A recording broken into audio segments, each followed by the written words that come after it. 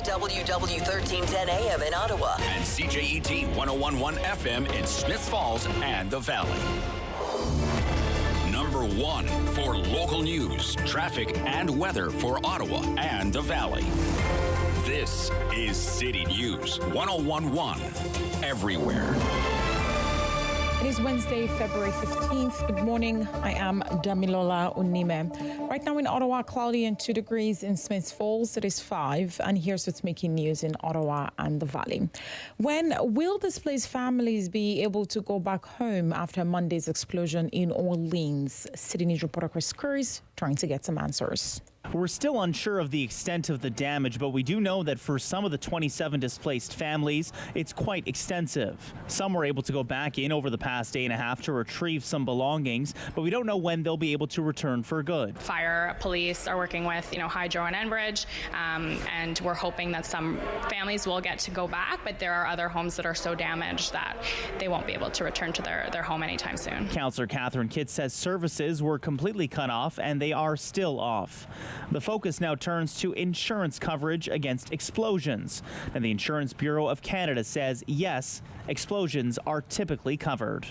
Chris Curry, City News. With the weather forecast for Ottawa and the Valley, here is City News weather specialist Denise Andriachi. Cloudy with scattered showers today, breezy and mild. Highs near 9 degrees. That's the guaranteed high for Ottawa. We may see warmer than that for Smith Falls this afternoon and probably breaking some temperature records across the province today. Tomorrow, mostly cloudy with a few scattered showers and the freezing rain threat as well for Thursday night. Also some snowfall for the higher elevations and areas to the north. So we'll be keeping an eye on the radar late night Thursday as temperatures drop off through the day tomorrow, starting off with highs near +5 and dropping to -8 by Thursday night. For today, very mild, guaranteed high 9 degrees. City News time is 10:02. The Ottawa Police Homicide Unit investigating the shooting death of a teenager in the city on Valentine's Day. Police were called to the Ottawa Hospital at about 7 p.m. yesterday to report of a person who was brought in with a gunshot wound. Police say the shooting happened in the Alta Vista area in the 1500 block of Station Boulevard. 18-year-old Omar Al-Khalidi died in hospital. Anyone with information of the shooting is asked to contact the Ottawa Police Homicide Unit or Crime Stoppers. I will get an update today on the province's financial numbers. The finance minister will give a third quarter fiscal update this afternoon, and most recently has faced criticism by opposition parties for not spending enough on healthcare and education. Today's update will likely lay the groundwork for what to expect from the Ford government's spring budget. Last week, in a separate report, the Financial Accountability Office said the province's economic growth is expected to slow sharply this year, with a budget deficit projected at $2.5 billion. That was much different than what Finance Minister Peter Bethlenfalvy had projected in last fall's economic statement, where he was talking about a $12 billion surplus. So we'll get a better sense of where the numbers currently stand. The Ford government has been criticized for not spending all of the money that it currently has on healthcare and education. Provincial spending will likely be $6.5 billion lower than first planned for the fiscal year. At the City News Business Center, I'm Mike Apple. I am Damilola Unime. For news anytime, follow up online at ottawa.citynews.ca. Connecting you and your community. This is the Sam Laprade Show on City News 1011 FM and 1310 AM. Welcome to Wednesday, everybody. Wednesday, February the 15th. I hope you had a lovely Valentine's Day. We are getting on with the business of the day. Lots of different perspectives to share with you today. We're going to be having a very interesting conversation today with Stuart McPherson. He's from the Ottawa Small Landlords Association. We'll be talking about the announcement from the Trudeau government this week that 48 affordable houses will be built here in the capital. Well, Stuart says that's an embarrassing number. We're going to talk to him about that a little bit later. We're also going to be speaking with Sally Lane today. Sally Lane is the mum of Jack Letts. And Jack is currently in a Kurdish prison, has been for 6 years. She received a little bit of hope a couple of weeks ago that she was going to see her son again. Those hopes may be dashed. We're going to speak with Sally about that. It's a very emotional conversation right after the 11:30 news today. Speaking about emotional, boy, oh boy, on Monday when that blast hit Orleans, that gas explosion, so many families trying to recover from this. Lots of questions still to be asked. We wanted to spend some time today with Sean McKenney, president of the Ottawa and District Labour Council. Hello, Sean. Hello. Sean, take me to the moment. We know that blast happened about 6:17 a.m. on Monday in Orleans, taking out 4 houses. Take me to the moment that you learned about what happened. You know, it was pretty close to that time. I would have learned just the same way that most people would have learned around that time. News reports. And I think initially no one had very much information, just rather texts were coming in and emails were floating around suggesting that something had happened. There was a flashpoint explosion, sirens, and then bit by bit, more information started to come out. When you realized, Sean, that it was a work site, where did your mind go? Well, for sure. I mean, you know, when things like this happen, they shouldn't happen, and they ought not to happen. And eventually, we will become a society where it just doesn't happen. It's not a part of our life. People aren't waking up in the morning being shaken as a result of an explosion on a construction project. You know, I think there's still so much information that's not out yet. So that's a bit frustrating. However, look, I get it. And all of those that are investigating are very thorough. They're professional. They're making sure that they do their due diligence and conduct a proper investigation. So, you know, it's great that way. We're not still sure exactly those 12 individuals who they represent. I mean, 2 individuals at the site that they had to dig out from the rubble. It stands to reason that those were workers. 6:15 in the morning, not a lot of construction projects are running at 6:15. Some do. Some workers have specific roles. So again, I think it's a lot of unanswered questions that exist in respect to exactly what occurred. I know it doesn't help anyone for sure. And the added piece with this is all of those residents that were also impacted. So not just those 4 homes on that particular site and the workers. And again, fortunately, it wasn't later in the day when there would have been more people on that construction site. But again, the residents had to bear the brunt of this. And you and I both know, depending on our emotion, all of those residents in Orleans would have been impacted. Those that live closer would have been impacted more. And I said this before, you can be assured that in some of those households, a mom or a dad were holding on to their kids just a little tighter that day. Absolutely. Let me tell you, I actually live basically in a construction site. I live in a very similar situation. My home is obviously constructed. I've been living there for about 3 months, but the homes behind me are still under construction. And I can tell you, I don't need to set an alarm on the weekdays because the workers do wake me up around 6 a.m. Yeah, no doubt. So they are there. They're working hard to get all that done. The one thing that I've noted, and once again, I'm not speculating at all at what's happened in Orleans, but just one thing that I'd love your thoughts on if you know about this. I didn't know. So when we were building our home, there was a big, giant sort of propane tank in our home that had an open flame in it. And that's to dry out the house. I had no idea that those kinds of things exist. It looked very dangerous to me, to be honest with you. Once again, not speculating about Orleans, but just from that perspective, you know, and each home has them because they're drying out the wood from being, you know, obviously there. And then you've got to obviously keep the doors closed and all that kind of good stuff. We've noticed when we look outside, we've noticed all the houses behind us have these propane tanks. Have you ever heard of that, Sean? Yeah, sure. Happens all the time. And it's safe when it's done properly. So you have individuals that connect these tanks up. And it's used to, you're right, it's used to dry, not just on a finished structure, but also on a structure that's just being just being poured. So it's used to help cure the concrete that's been poured. It's used in a number of instances. The piece that I don't really get on this is that it wasn't really terribly cold that day. Normally, you'll see the propane tanks always used when it's really, really cold, right? Because it's cold, they need the heat to help with the drying. But yeah, that's quite common. The other piece is, and this is what we will find out, when they have those propane tanks hooked up, they're supposed to be continually inspected.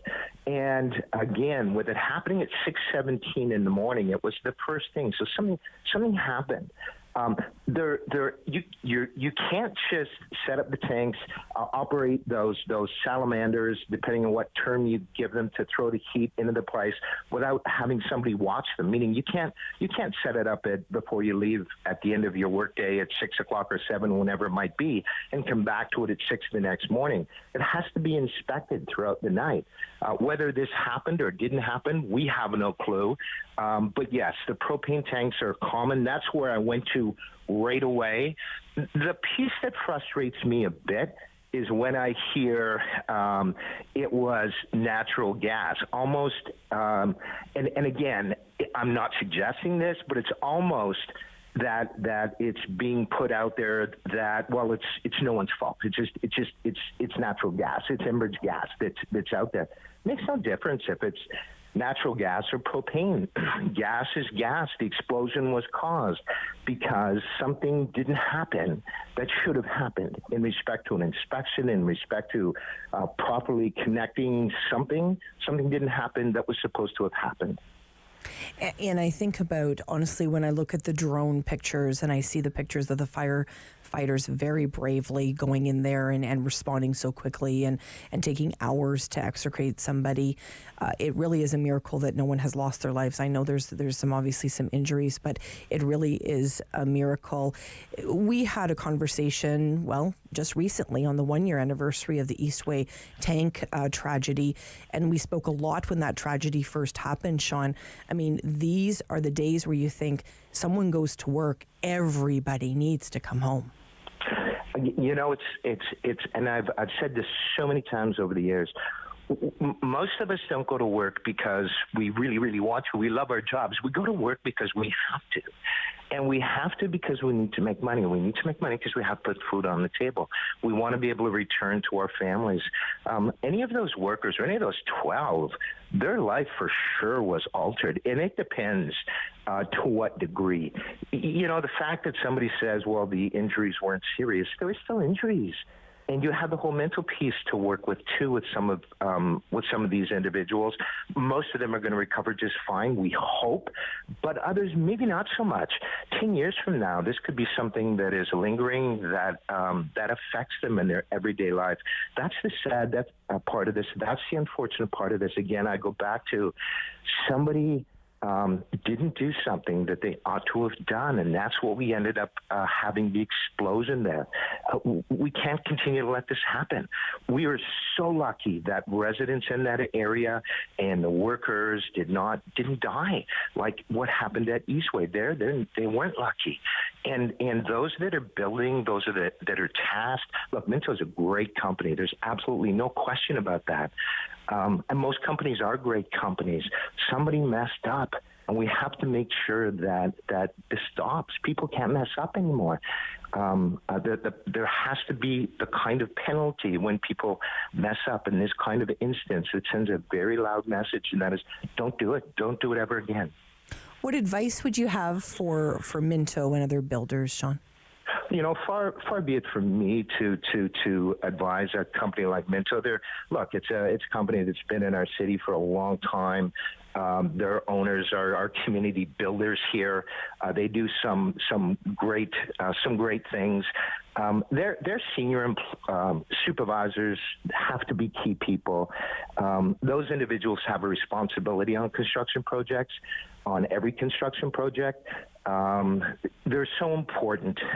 far be it from me to tell Minto who to hire, but that they have the required abilities and skills and knowledge becomes so important because then it's a whole lot less likely that something like this will occur in the future. And I know you obviously are working with families. Sometimes they come to you, Sean, for counsel, and they come to you because they've lost somebody. What words would you share with someone today that maybe has lost a loved one at a work site? Again, I've not lost a person at a work site, so it's hard. I mean, you're right that I have spoke to many people who have lost members of their families and immediate members of the families as a result of the workplace. You can really only offer empathy. You can offer support. You can't fix what they're experiencing. I go back to Mr. Christian Bruno, the father of Olivier Bruno, who died about 2016, I think, on a construction project at the corner of Preston and Carling. And again, he and I would meet often. And I saw such a change in him. And of course, he lost his 25-year-old son. He's retired now. He's done a lot to try and speak out to government and others on the importance of health and safety on a construction project.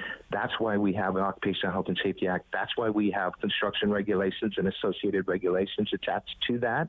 But man, just in an instant, somebody's life is completely altered. And the other thing too is, so often we say, Orleans and those people that were impacted and affected are in Orleans. But when something traumatic hits our community like this, person in Stittsville, person in Carp, how do we know who wasn't impacted or affected, at least to a degree, as a result of what occurred there? So the implication in respect to individuals and how it could negatively affect them, again, all because somebody didn't do what they should have done in respect to ensuring that workplace was safe that day. An important perspective. Thanks always, Sean, for your time today. Very welcome. Sean McKenney joining us today, President of Ottawa and District Labour Council, speaking about the explosion in Orleans on Monday. Still, so many questions. When we come back, my colleague Donovan Bennett's going to be here, host and senior staff writer for Sportsnet. Stay with us on City News. Sam Laprade will be right back on City News. 101.1 FM and 1310 AM. Bum, bum, bum, bum, bum, bum, bum, bum. $20. $20. We're on the line for $20. This week on Simply Cooking by Chef, simple salads that will last all week in the fridge, give you a burst of flavor, and will please a big crowd. Today, I helped a senior find transportation to an important medical appointment. Today, I helped a new mom find virtual programming so she didn't feel so isolated. Today, I helped someone understand new government supports. Every day, 211 navigators connect Canadians to critical government and community programs and services. 211. Help starts here. Treaty in Cree is Nascomitoin, an oral agreement. And our agreements were always spoken. For George Spence, the core of treaty was Wichihioin, to help one another.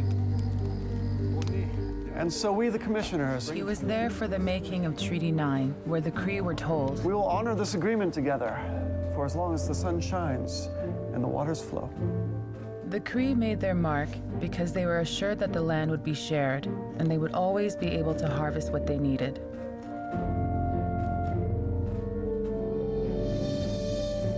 George Spence was my great-grandfather. In his life, he saw many promises of the treaty go unfulfilled. Treaties were essential to the creation of Canada. First Nations still fight for the agreements to be honored. Everyone loves a snow day, but less fortunate kids in Ottawa are missing out because they don't have a warm winter snowsuit. Help kids in need and have fun at the same time by joining the Snowsuit Fund's Snow Angel Challenge. Simply fall back in the snow, make a snow angel, and upload your photo or video to social media. The Snow Angel Challenge, a very cool way to help keep kids warm. Visit snowsuitfund.com to learn more and donate. Hello, I'm Jim Deeks, host of Canada Files. I hope you'll join me each week for interesting and informative discussions with some of Canada's most impressive people. Ladies, leave your man at home tonight. Hey, this is Dominique Orley. I'm a part of Encore 3, and be sure to catch my set this week. We are going downtown, leaving out all your stress and your sorrow. The Sam Laprade Show continues on City News. 101.1 FM and 1310 AM. And we're back. I'm Sam Laprade. So happy to be with you today. Donovan Bennett is also with us. Hi, Donovan. Hi, thanks for having me. Oh, it's my pleasure. Donovan is my colleague, host, and senior staff writer for Sportsnet. It is Black History Month. How have you been sort of taking this month in and spending this month, Donovan, so far? Yeah, no, I've been, I think, really, trying to catch up on so much good content that's been produced, not just by us here at Sportsnet, but across Rogers Sports and Media and others in the industry. It's a really interesting time, certainly, to reflect, and history is certainly in the name, so you look back. But I don't know if you've noticed, you've seen the hashtag Black Futures Month as well on social media, and it's been a big time to discuss what is the future of not only Black people, but of some of the conversations that we're having in our education system. When I was certainly coming up, and that was a long time ago, there wasn't much Black History Month, specifically Black Canadian history. So to be intentional about finding it, sourcing it, celebrating it throughout the month is really important. It's a conversation that sadly is somewhat divisive in areas of our country, especially in the United States. Around, you talk about race in school, you talk about Black History Month in school. So as a storyteller, as you know, you're just looking to humanize subjects and celebrate them. And so, that's what I've been doing as a content creator, but, don't tell on me. I've been spending more time on the internet this month, consuming great content, and on television consuming great content than I have been creating it. Yeah, no, I get it. Absolutely. One sort of the piece that has been released by Sportsnet that really caught my eye, the title, of course, You Can't Be What You Can't See, the story of Canada's first CFL Black coach. What a great piece this is. Yeah, and you know what? It's a story written by a young writer, Joshua Frey-Sam, who actually is a graduate of our BIPOC mentorship program here at Sportsnet.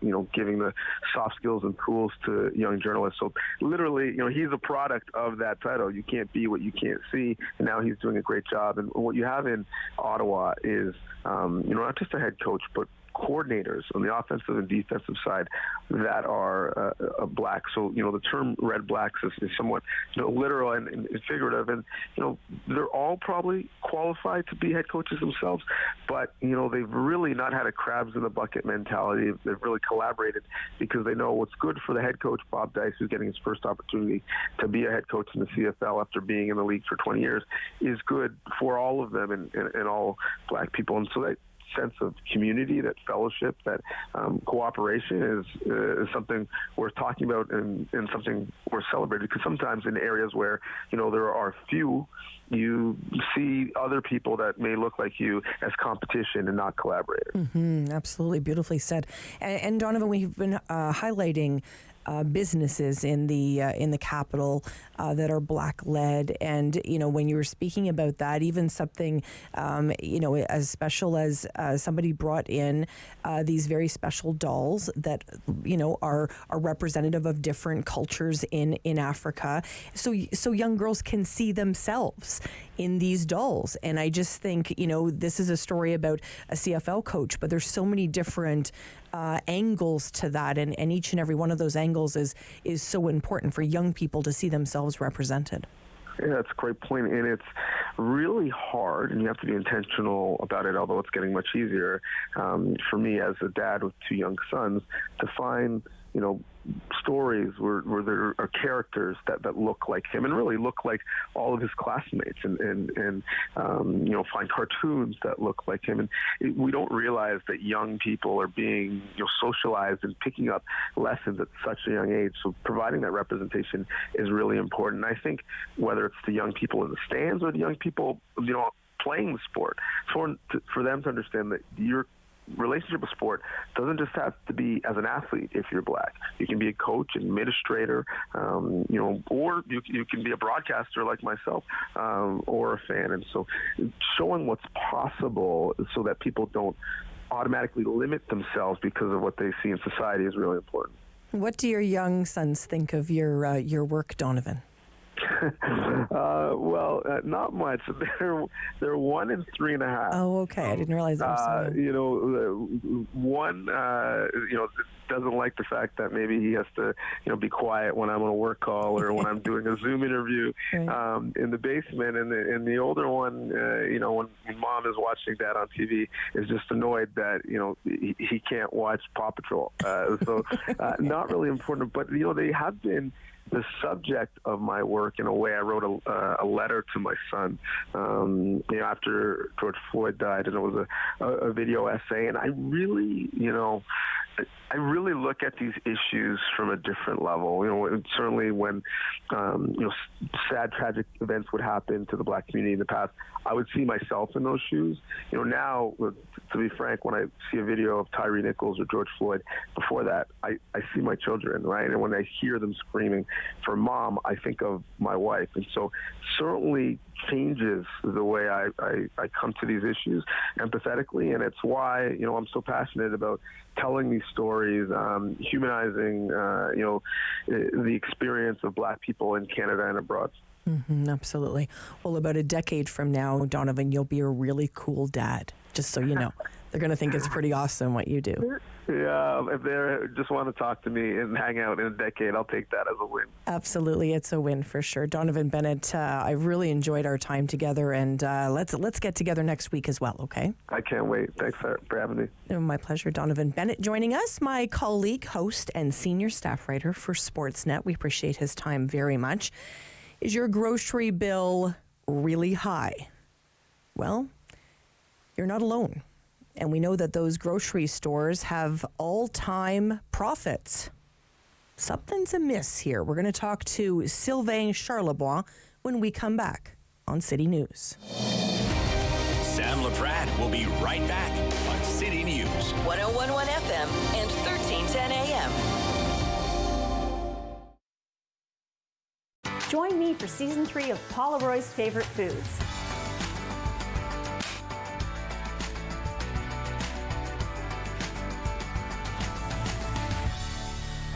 That was a lot. I think I need a nap.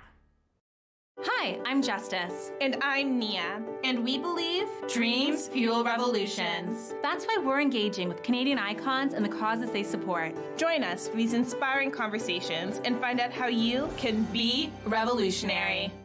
After a night out with your friends, there's always options for getting home safely. You could call your BFF, your mom or dad, whoever you can count on for a safe ride home. You could call your favorite cab company or 1-888 taxi guy. Or you could use the Arrive Alive smartphone app to help you choose your ride. Be it a friend, transit, or taxi, getting home safely is app easy. Now available for iOS and Android devices. Visit arrivealive.org to find out more. Arrive Alive. Drive sober. There we go.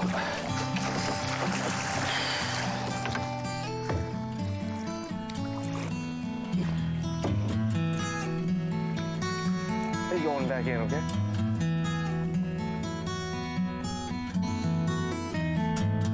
It's a new season of The New Fly Fisher on Rogers TV.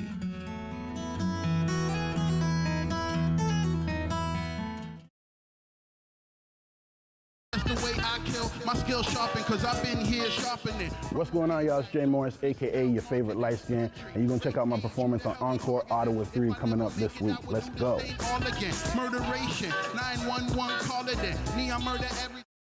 Play 4 games of bingo from the comfort of your own home each Monday at 7 p.m. for your chance to win money from our $2,000 regular bingo or $5,000 super bingo night. Kiwanis TV Bingo, Mondays at 7 p.m. on Rogers TV. One for local news, traffic, and weather for Ottawa and the Valley. This is City News 1011 everywhere. It is Wednesday, February 15th. Good morning. I am Damilola Onime. Right now in Ottawa, cloudy, 2 degrees. In Smiths Falls, it is 8. And here's what's making news this hour. The NCC is keeping hope alive that the Rideau Canal Skateway will open at some point this winter. They say persistent above normal seasonal temperatures and current ice conditions are preventing them from safely opening the skateway. Now, the NCC says they will reassess conditions of the skateway at the end of the week. Now, if the skateway doesn't open this winter, it will be the first time that's happened in 52 years.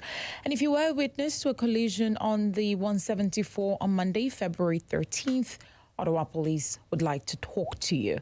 Officers say there was a collision involving 2 vehicles on Trim Road. Firefighters were able to get both drivers out. They suffered serious injuries and are recovering in hospital. Anyone with dashcam footage of the crash is asked to call police. Data from StatsCan shows the percentage of permanent residents who go on to become Canadian citizens has plummeted by 40% over the last 20 years. This is as the feds say they intend to boost immigration by inviting almost 1.5 million permanent residents to this country over the next 3 years. The non-profit Institute for Canadian Citizenship calling the numbers alarming. They say this should be a wake-up call to the federal government about the need to improve support and the experience that newcomers have, especially with employment and the cost of living. City News Time is 10:32. I am Damilola Onime. For news anytime, follow up online at ottawa.citynews.ca. The Sam Laprade Show continues on City News 1011 FM and 1310 AM. Well, I ran into the grocery store on the weekend. I was just picking up a few things, but I looked at the lady behind me and her cart was literally overflowing. And I said, wow, you must have a big family. And she said, it's incredible how much this cart of groceries will cost me. And we had a conversation about the price of food. And she said, listen, it's Super Bowl weekend. I've got teenage boys. I'm going broke on the backs of these boys trying to feed them. And we had a conversation about it. These conversations are happening at the dining room table. They're happening with friends and colleagues and family. The price of food is really stretching Canadians. We wanted to spend some time today with Sylvain Charlebois. Hello, Sylvain. Good morning. Sylvain is the Senior Director of the Agri-Food Analytics Lab at Dalhousie University. And Sylvain, we always come to you when we've got food issues, and we know that MPs are calling for the CEOs of the major grocery chains to come and talk about why the food prices are so high and the profits are so high. What do you think about this move? Well, I think it's necessary. In fact, when I testified myself in Ottawa on December 5th, I was testifying along with Loblaws and Empire Sobeys, only to realize that they sent in their CFOs, not the CEOs. So I was a little bit disappointed. But then when the session started, MPs did actually mention that they were disappointed also not to see CEOs themselves, because they were the ones that were actually asked to show up, but they didn't. So that's why I think after a few witnesses, they've decided to raise the bar and put an emphasis on their invitation. I think that's where they're at right now. And Sylvain, it's such an important point. I mean, if being called in front of Parliament isn't the role of a CEO, I don't know what a CEO actually would do. I would think that would be a number one role for somebody that is at the head of these companies. I mean, we typically think about Galen Weston just because he puts himself out there, but there's a lot of different CEOs that really have to account for what's happened here, because we know there's been funny business over the years in terms of the grocery industry. This is not new.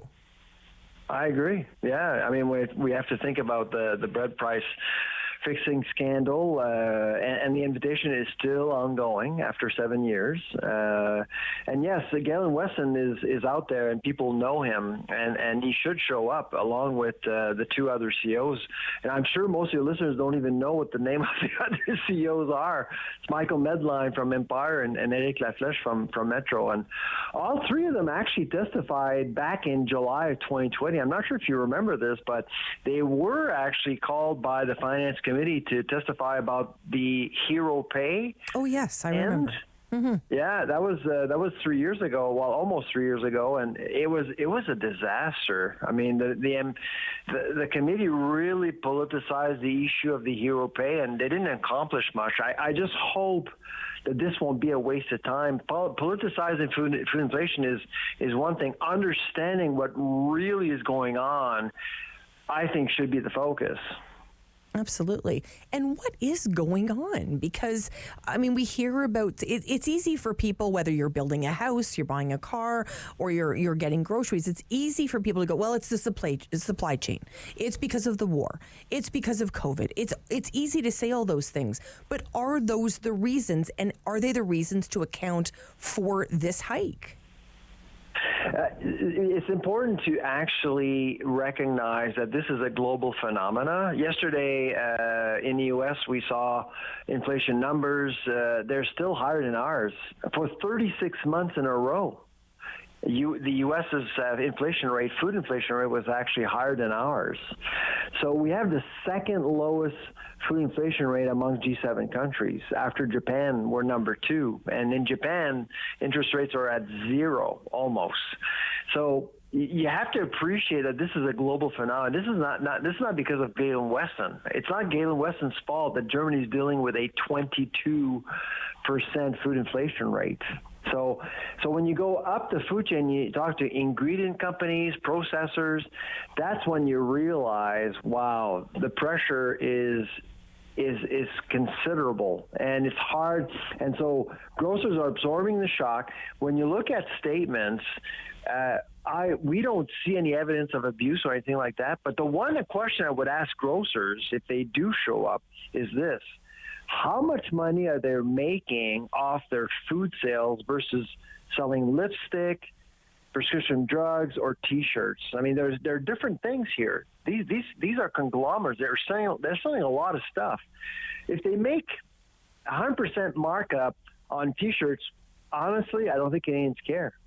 Mm-hmm. It's really about food sales, and food sales are up, but not at 10% right now. They're about at 6%, which is below the food inflation rate that we're dealing with right now. And that's kind of the data that I think the committee needs to see. So let me ask you, should we be grateful in a way then, Sylvain? Should we stop complaining? Well, I don't. I think Canadians are entitled to be concerned. I mean, this is a food security matter. This is about food affordability, and a lot of people out there are just hurting. The other problem when you look at the food affordability equation is this whole issue of wages. Wages aren't following. And so, yes, grocers are trying to sell a product to us that will be seen as affordable. They want to make money, of course, but at the end of the day, wages aren't necessarily following all that much, which is really problematic. One group of people that I just have a lot of time for, of course, is farmers. And it's Natural Agriculture Day today. Yep. So can we talk about farmers a bit? Where are they fitting in? Because I speak to farmers that I love. I think about Peter Reuter here on Prince of Wales Drive, beautiful farm there, looking after milk and all that kind of good stuff, all his cows. So because it's a lot of these expenses are falling on someone like Peter as well. Oh, absolutely. Now, when you look at cash receipts in 2022, we had a record year. Farmers are actually making more money than ever, but there are fewer farmers now. We lose many, many farmers every year because it's really tougher to remain competitive. And the one thing that I'm seeing from Ottawa right now is a government trying to make agriculture greener, but not necessarily more efficient. And when you're actually dealing with a market like the one we're dealing with right now, it's really tough for farmers to remain competitive. And just one example Ottawa last year decided to implement a tariff on fertilizers coming from Russia overnight. Now, we all understand the geopolitics of such a decision, but at the end of the day, farmers actually had to spend $34 million on tariffs, and they had no choice because all fertilizers were already ordered when the conflict started back on February 24th of 2022. So farmers are hostage really often when policies do change, and they can't really pass on, they can't increase the price of products that they're selling. I have a dream, Sylvain. It's a weird one. Do you want to hear it? Sure. I would love to walk around a grocery store with you. Because I think your perspective it sounds kind of creepy, but your perspective would be really interesting to go up and down the aisles. Because sometimes we go and we think, well, is this a good price for something? We've seen it on sale somewhere else. Is this a lost leader? How grocery stores are set up. I mean, there's just so much there. When you go to the grocery store, what's that like for you? Well, so for most of the time, I go with my wife. So my wife focuses on what we need. And to me, the grocery store is a lab. It's a living lab. So I actually go around. It's funny that you say that you would want to go and grocery shop with me. Actually, several reporters have done that already throughout my career. I've done that, I think, about 5 or 6 times now. It's just a lot of fun. Mm-hmm. And every time you go into a grocery store, you look for what's at the end of aisles, how displays work, where our specials are, and trends, private labels, colors. There's lots of things you need to look for at a grocery store that you can pick up. And often people are overwhelmed, which is why, like right now, people are concerned because they're overwhelmed. Prices are going up and they don't know where safe places are. The grocery stores, everything is more expensive. But if you look very, very carefully, there's still some really good deals out there. It's so funny. Yesterday, I went grocery shopping and I brought home raspberries for my daughter. I paid, I'm embarrassed to say, $10 for raspberries. And I said to her, you will be eating every one of these raspberries because they go bad so quickly, something like that. So it's just shocking, something that I probably paid maybe $5 for, $6 for. I'm now paying $10. It's ludicrous. Oh, absolutely. It's quite violent, to be honest. So I totally understand why people are really concerned. So give us a sense of, if they come before Parliament and all of that sort of works out, that everybody, steps up and says, I'm going to represent my company and ask and answer the tough questions. What do you think the result of that will be? Or is this just an exercise to appease Canadians? I think it's going to be an exercise to appease Canadians. They need to show up. They need to show their faces. It is Parliament. It's the people of Canada, and that's half the battle. I'm not sure the committee will accomplish much unless 2 things happen. One, grocers provide more data related to the financial performance of their company. And 2, they invite CEOs of processors as well, because they also need to show up as well. I mean, companies like PepsiCo and Unilever aren't hurting either. They're doing very well. Mm-hmm. Interesting. Well, we'll be following up, Sylvain, with you and following this story closely. Always appreciate your time. You're so generous. Thank you. Take care. Bye-bye. Sylvain Charlebois joining us, Senior Director of Agri-Food Analytics Lab at Dalhousie University. We appreciate his time always. Such an interesting story. Well, today is Flag Day. We're going to hear from Joan O'Malley. She actually sewed the very first flag for Canada. She is going to join us and share her incredible story when we return on City News. Sam Laprade will be right back on City News. 1011 FM and 1310 AM.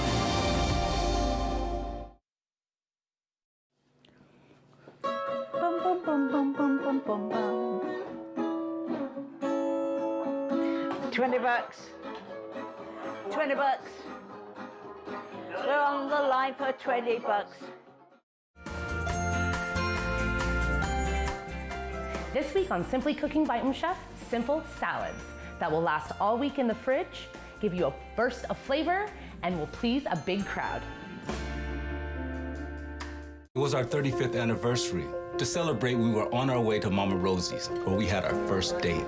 That's when we heard coming from the radio. So we stopped and listened. It helped us get to safety. So when I think of our anniversary, because now we have even more to celebrate.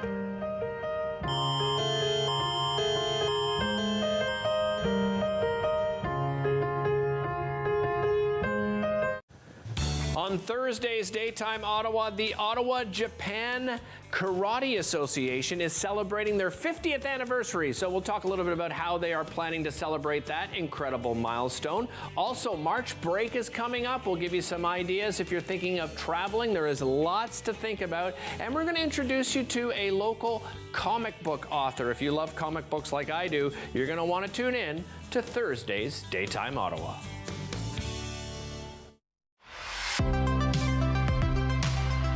At Celebrate Ottawa, we love showing you something a little different. We showcase remarkable people highlighting the city's diversity in arts, culture, sports, and nature. We will show you features that prove Ottawa is a vibrant and exciting city. We'll entertain you and we'll even teach you new things. Join me, your host, Lila Ryan, as we explore and celebrate Ottawa.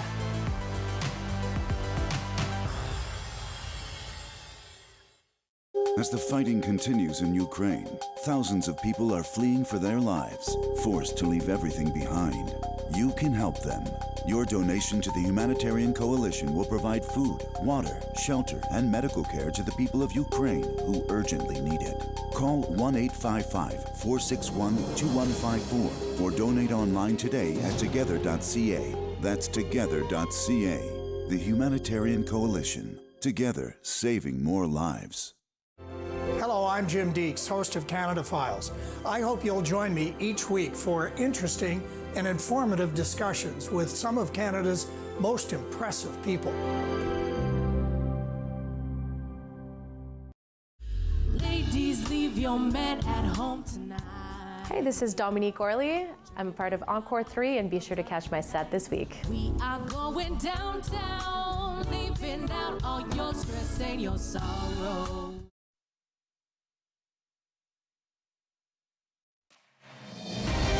The Sam Laprade Show continues on City News. 1011 FM and 1310 AM.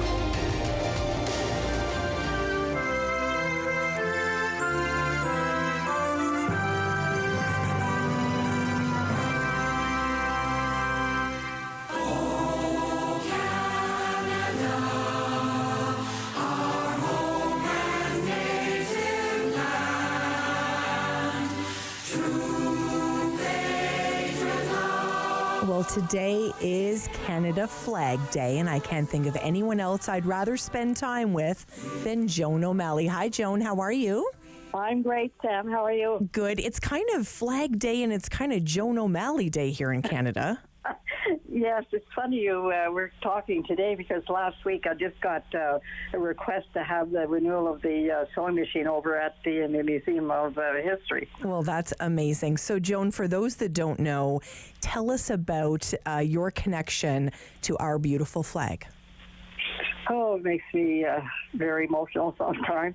But Prime Minister Pearson, his promise was to get a new national flag for Canada if he was reelected. So, of course, he was reelected. So they set up a committee to find appropriate design. And after the thousands of designs that were submitted all through Canada, they also noticed that there was always a maple leaf in the designs. So that was their first clue of how to go on with selecting our flag. And Prime Minister Pearson, he wanted to see how the flags flew before he would be, decide which one to be right. And so they wanted to have prototypes done. And my dad was working for the Canadian Exhibition Commission, Ken Donovan, and they asked if he could fulfill this request to have them ready the next morning up at Farrington Lake. And this was a Friday afternoon. And in those days, most of the companies closed. So my dad said, leave it with me. And when you leave it with him, he gets the job done. Then they had to have somebody sew the flag. So he calls me and he says, are you busy? And I said, no, I'm not going out tonight. The weather was not that great. It was -4. Anyways, I said, okay, I'll go down and help you out. So I went down to Calidar and sewed the flags. And then just before I left, they said, please don't say anything to anybody. And I said, that's fine. Who's going to care if I sewed the flags anyway? Not knowing that I was making history, but it was quite a night, let me tell you. It's amazing. And it is emotional, Joan. I mean, you had no idea as a young woman you were making incredible history. But so tell me, you sewed not only the one that we know is the Canadian flag, right? You sewed others as well? Yes, there was the blue borders and the 3 maple leaves in the middle, and then there was the 3 maple leaves with the red borders. And I'm so happy they picked the one that we have. Right. And how many years later were you able to sort of say to somebody, did you know I sewed the first Canadian flag? It was 10 years later. Wow. Because I promised I wouldn't say anything. So when you promise, you just keep it. And now it's all blown up. And it's so funny that when I go to the schools and talk to the kids, some of them, the questions they ask are priceless. Oh, yeah. What are some of your favorites? Oh, my God. One of them, when I was up in Kitchener-Waterloo, and this little guy asked, he said, well, how old are you? And I told him, he said, oh, you're older than my grandmother. Out of the mouth of babes, Joan, out of the mouth of babes. You got to love those questions for the kids. That's so funny. And as the years have gone on, Joan, and you probably every year realize even more how special this is. I know you've got children as well and grandchildren. How did you tell your family as the years went on? Well, they're probably tired of listening to the story. They could probably tell it themselves.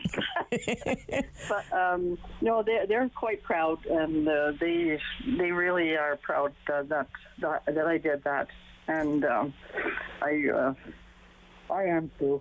Absolutely. Well, I know your daughter Kelly, and she's very, very proud of you, of course. And there's been a park named after you. How cool is that, Joan? I know. I couldn't believe it when they called.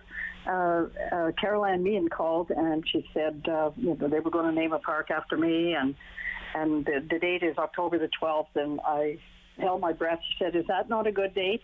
And I said, "It's a perfect date." I said, that would have been my husband and our wedding anniversary. So what a better way to celebrate, you know? Oh, how beautiful is that, Joan? Yeah. I walk over to the park just about every day because I can walk to it from my house. And is it surreal to walk to your own park? I know. I'm looking at it and I think, I was reading it and saying, Joan O'Malley, oh, that's me. How sweet is that, Joan? How sweet is that? And you know, the Canada flag, I mean, you can imagine, Joan, how many Canadian flags there are. And so often when we go traveling, you know, we make sure that Canadian flag is on our backpack so people can see that we're Canadian if we're over in Europe or traveling abroad. So it just means so much to so many people. You're right. It does make a difference. I know when we traveled, and at first they thought we were American in some countries, and then when they saw our maple leaf pin, their attitude changed completely. They just love Canadians. For sure. So tell us more about your sewing machine. Well, it's been over at the museum for probably 4 or 5 years now. And every year I say, okay, I'm getting it back, because I used to like to bring it to the schools because the kids could, have a hands-on, and they enjoyed that. But I haven't been to the schools because of COVID and whatever. So I've left it at the museum for now because many people visit it, If you could go back in time, Joan, and talk to younger Joan, who was sewing that flag on that cold night, what would you say to her? Take pictures. Take pictures. Yeah. That's I didn't document everything because everything was it was such a rush. Right. And it had to be done. They weren't going to let me go home until those flags were sewn. Right. So it was after midnight, of course, and that's the only regret, not taking pictures. Absolutely. And sewing has just really become a bit of a lost art. Do you still sew? Not a lot. I do more knitting now because it's more portable, but I do more of telling my daughter, well, she has to have her pants hemmed, or the kids, that kind of stuff. But that's about it, And when you drive by Parliament Hill, and obviously we can't drive by it like we used to, Joan, but when you're, you see Parliament Hill, or you see the flag, or, you turn on, a movie or a TV show and you see that flag, is it still emotional for you when you see that? It definitely is. And, when I look at it, I say I was one of the first to see it, which is a big thing for me. Absolutely. Well, I love this story. I could, every year I know I ask you to tell it, and you're so generous to do so. It's a pleasure today, Joan, to spend time with you. Thank you. Are you ready for a little fun fact? Yes, absolutely. Okay, as we leave, if you look at the golden arches at McDonald's, you're going to see a little maple leaf. Now, that's the only country that has that. Oh, isn't that interesting? So next time you go by McDonald's, have a peek and you'll see it. Well, now I'm craving a Big Mac. That's fantastic. Thank you so much for sharing that. I love that tidbit. Oh, thanks for having me, Sam. Oh, always a pleasure. Joan O'Malley. We just love Joan. She's such a sweetheart. She absolutely is. She made history all those years ago, creating the very first Canadian flag. Really appreciate Joan's time today. I hope you enjoyed that, a little history there of Canada. Thank you so much for spending time with us here on City News. Sam Laprade will be right back on City News. 101.1 FM and 1310 AM. Join me for Season 3 of Paula Roy's Favorite Foods.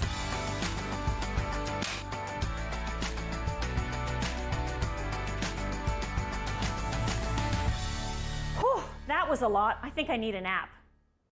Hi, I'm Justice. And I'm Nia. And we believe dreams fuel revolutions. That's why we're engaging with Canadian icons and the causes they support. Join us for these inspiring conversations and find out how you can be revolutionary. When an impaired driver killed my brother DJ, some people used the A word. They called it an accident, but it wasn't. An accident implies that no one was at fault. But when someone impaired by alcohol and/or drugs chooses to drive, they're fully responsible for the crash that can result. So please, for the memory of my brother DJ and the thousands of families whose lives have been shattered by impaired drivers, let's drop the A word. A crash caused by impaired driving is not an accident.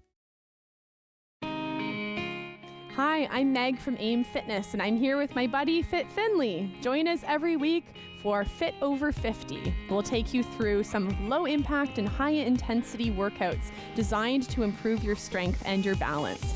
All you'll need is a resistance band, some light hand weights, and also your water bottle and a sturdy chair.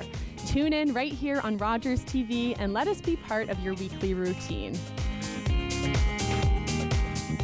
The way I kill my skill sharpen, cause I've been here sharpening. What's going on, y'all? It's Jay Morris, aka your favorite light skin, and you're gonna check out my performance on Encore Ottawa 3 coming up this week. Let's go. All again, murderation, 911 call it in. Me, I murder every. Play 4 games of bingo from the comfort of your own home each Monday at 7 p.m. for your chance to win money from our $2,000 regular bingo or $5,000 super bingo night. Kiwanis TV Bingo, Mondays at 7 p.m. on Rogers TV. CIWW 1310 AM in Ottawa. And CJET 1011 FM in Smiths Falls and the Valley. Number 1 for local news, traffic, and weather for Ottawa and the Valley. This is City News 1011 everywhere. It is Wednesday, February 15th. Good morning. I am Damilola Unime. Right now in Ottawa, light rain, 2 degrees. In Smiths Falls, it is 8. And here's what's making news in Ottawa and the Valley. If you have been affected by Monday's explosion in any way, it is time to contact your insurance provider. City News reporter Chris Curris with more. The question on many's minds, are explosions covered? The majority, if not all, insurance policies cover damage caused by explosion. Anne-Marie Thomas is the Director, Consumer of Industry Relations with the Insurance Bureau of Canada, and tells me the first thing you should do is contact your insurance provider if you have any damage to your home, no matter how minor. If this explosion blew out your windows and you have to go to the hardware store and get lumber, you can expense the cost of that lumber. She tells me that you can also apply for additional living expenses, which would also cover things like food and lodging if you've been displaced. Chris Curry, City News. With the weather forecast for Ottawa and the Valley, here is City News weather specialist Denise Andriachi. Mostly cloudy today, guaranteed high of 9 degrees for Ottawa. Could crack double digits this afternoon for Smiths Falls. It's breezy and we have a few scattered showers today as well. Tomorrow, mostly cloudy during the day. Some scattered showers, chance of freezing rain and snow Thursday night across the Ottawa region. We've got a lot of different weather playing out late day Thursday as those temperatures start to fall with a shift in wind direction. For today, the guaranteed high +9. City News Time 11:01. One Pembroke resident is facing impaired driving charges after a traffic stop yesterday. 37-year-old Matthew Burney's driver's license has also been suspended for 90 days and his vehicle impounded for 7. Upper Ottawa Valley OPP officers stopped Burney's vehicle in the Whitewater Region Township after a complaint of a possible impaired driver. Police conducted an investigation and a sobriety test, which led to the charges. And if you were a witness to a collision on the 174 on Monday, February 13th, Ottawa Police wants to talk to you. Officers say there was a collision involving 2 vehicles on Trim Road. Firefighters were able to get both drivers out. They suffered serious injuries and are recovering in hospital. Anyone with dashcam footage of the crash is asked to call police. And we're getting a better idea this morning of just how financially thinned out people are feeling in the face of cost of living crisis. City News reporter Sonia Aslam has some sobering numbers from StatsCan that prove people are really feeling the pinch. 1 in 4 admit they would not be able to cover a sudden $500 expense. The national agency did a survey from last October to December and found a third of people had also experienced some financial difficulty in the previous year. So we hit the streets to find out how people are coping. Living in general, I hear from a lot of my sister's friends that they're struggling to make ends meet. With inflation, everything, costs of gas, everything, we don't have the extra funds. BC and Ontario, where housing is the most unaffordable, is where nearly half of people said they were really concerned with being able to pay for rent or just housing in general, while more than a quarter of people in both provinces admitted they had wanted to move but did not, or moved sooner than planned because of high housing prices. Sonia Aslam, City News. City News Time 11:03. Scotland's First Minister is stepping down after more than 8 years in office. Nicola Sturgeon has been criticised for her aggressive push to expand transgender rights and a strategy for achieving independence from the UK, but says her decision to resign is in a response to the latest period of pressure. Her announcement caught political observers and even members of her own Scottish National Party by surprise, with one person comparing it to last month's sudden resignation of the New Zealand Prime Minister. I am Damilola Unime, and for news anytime, follow up online at ottawa.citynews.ca. The Sam Laprade Show continues on City News. 1011 FM and 1310 AM. And we're back on City News. We're doing a bit of a ward check-in. We're checking in with all of our city councillors. And today it's Osgood Ward's George DeRoos. Hi, George. Hi, Sam. How are you? Good. Councillor, it's certainly been a busy time for all of you entering into this latest term. What's top priority for you right now? Thank you, first of all, and it's an amazing, beautiful day in the city of Ottawa, especially in Osgood Ward. Thanks for bringing me on your show. And the most important things right now, as much as you know, every councillor is busy. We're looking about the document of the budget and to making sure what infrastructures work and what's happening in the citywide, and of course, each ward by ward. Every councillors have a priority, and every councillors have objective he want to achieve. And of course, from me and Osgood Ward, I'm always, they call me the asphalt king. I'm always looking for road and infrastructures and making sure our arena is well taken care of, and making sure our parks and delivering on all the little things that our community in need. And specifically, city of Ottawa is massive in the rural area. You know, we need our road, and we need to depend on our infrastructure. So that's one of one thing that keep me up at night every day. And George, I'm sorry you're not sleeping well. I'm not sleeping well either these days. But let me ask you this: when you think about all of those little things that you referred to, are you worried that this sort of objective of Mayor Mark Sutcliffe to keep taxes at 2.5 will miss some of those little things, or do you think it can all be accounted for? Well, Sam, it's very early in the process in the year to talk about what we're going to miss. And the thing is, this is a 2023 budget. It's been worked on it for a long time. And Mayor Sutcliffe has his own also. He heard from the city of Ottawa resident during the campaign, and I know on a personal level, and him and I have a multiple discussion. Mayor Sutcliffe is not looking to cut about those little things at all. He's actually trying to find a better way on delivering those services.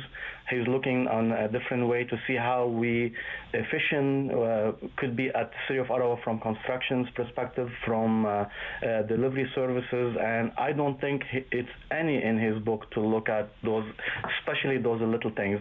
And when I talk about the little things, I talk about the small things, that the gazebo in the park, and I talk a little bit about the little park that community move into new subdivision and they don't have park yet because it takes time to build them, and it takes lots of money and infrastructures.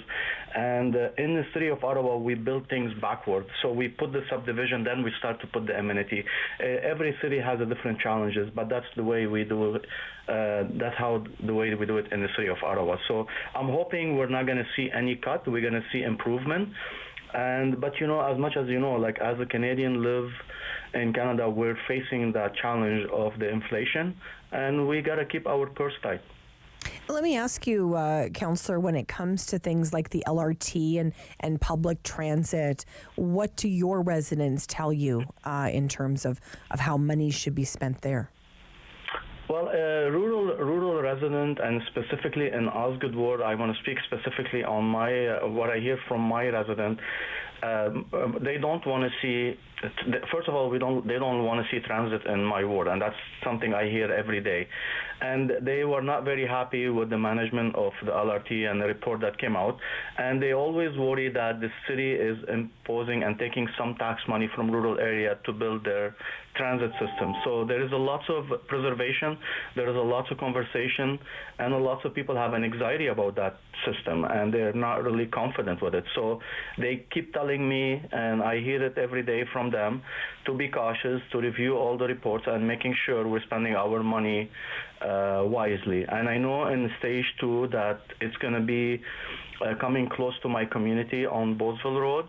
And some of those investments, I'm hoping that they see some benefit from when people start, they want to go to university, or they're going to go downtown, or go to the game in the downtown or on the market, to be able to park their cars in the Bosville station and take the stage 2 LRT to downtown. So it's like anybody else in the city. Everybody has a preservation, and everybody is worried about the LRT spending. But it's a project we already started with, and we're going to move forward. Well, let me ask you: are there businesses that are starting to come to your ward as well to serve the people of Osgoode Ward? Are there more businesses coming? There is. We see a flux because now people are working from home, so we see lots of more engagement in the community level. Our plaza, we have a plaza in Greeley. We have businesses in Osgoode. We have small businesses in Metcalf and in Vars, and we've seen the engagement in the community and people buying local. We see more people, more traffic in the daytime. In rural villages, we used to be a bedroom community, and now you can see there is a different vibe. You can see there is more people travel in the day in in our roadways. You'll see those, if you go to the mall, the Foodland per se, that's something I will bring up, or if you go down to Tim Horton in Manatic, it is always busy. At a time that before, there was no people in the mall, and now you drive in Foodland and you drive by the pet store or A&W, and there is the parking jam. And I heard from the resident and the business community in my area that our Foodland in Greeley since open has been #1 in Ontario. Wow. So there is more businesses coming. There is more news coming concerning the expansion of the Rideau Carlton and Hard Rock partnership. There is a lot of excitement happening. We have lots of road improvements coming. We have intersection modification. The South End has been amazingly rebuilt in the last 8 years. I know that some intersections in Highway Bank Street or Highway 31, you want to call it, and so we're really, really excited, and we're looking forward for all these investments.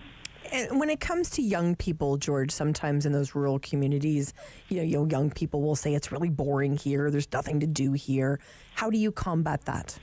Yeah, thank you. It was a very good question. It's since I'm noticing our demographic in rural area is a bit changing. I've seen more youth engagement now through our community association and through our community more than ever. And I don't know, like the winter carnivals, we just finished celebrating winter carnivals. We've done one in Carlsbad, Vernon, Greeley, Manatic just finished theirs, and I cannot tell you how impressed I was by seeing so many youth engaged and coming to the event. So I guess the community are driving that force, and they're looking and say, well, our youth doesn't have much in rural areas, so let's cater for them and let's deliver. And from a program perspective, and I noticed all the winter carnival this year, it was all about the youth and cater and deliver programs. And I was very happy to be partner in those programs, of course, in my community. And I'm working also closely with Osgoode Youth Association to making sure to keep our programs in rural area, engage the youth, because they're our future. Absolutely. How has it been this term? We know that there was a bit of a challenge at last council, a bit of divisiveness. Are you still in the honeymoon stages with this council, George, or are you all getting along? I never personally had any problem personally with any councillors, because we are 23 or now 24 councillors. We all have the same common goals, is to serve the city of Ottawa residents. Now there is a difference in the views and different in way how we want to deliver services and different priority on each councillor. And the challenge is always in Ottawa specifically, I talk about this all the time. We have unique situation. You got urban setting, you have rural, and you have suburb. But each village in my ward, like myself, I have multiple 7 villages, and each village have different challenges. So similar situation, it translates to the city. So we have 23, 24 councillors have a different agenda, different priority, and each one of us want to deliver to the community and to the resident. But sometimes those priority doesn't meet and doesn't see eye to eye, or it doesn't fit every councillor's priority. So we'll see some of the challenges, but always come from the leadership. I'm very confident under our new mayor, the leadership of Mark Sutcliffe. He set the tone, and he wants us all to work collectively. And listen, I'm an open councillor. You know me for a while now. I'm a fair councillor, and I'm a balanced councillor. I like to say that because I don't get offended if your priority doesn't meet mine, but I feel that as a colleague, as sitting at a table, we should always have that respect to each other.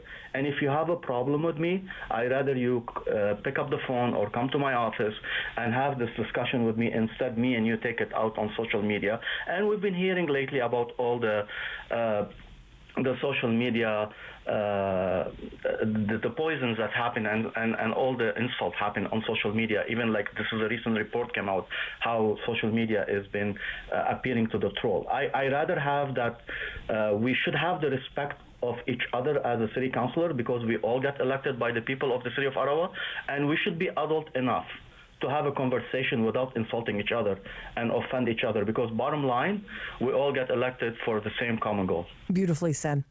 Councillor Darush, always a pleasure. Thank you. Thank you very much, Sam. I appreciate the conversation. George Darush joining us, of course, City Councillor for Osgoode Ward. We appreciate his time. When we come back, we're going to speak with Stuart McPherson from Ottawa Small Landlords Association. He says that Justin Trudeau should be embarrassed. We'll find out why. Stay with us here on City News. Sam Laprade will be right back on City News. 101.1 FM and 1310 AM.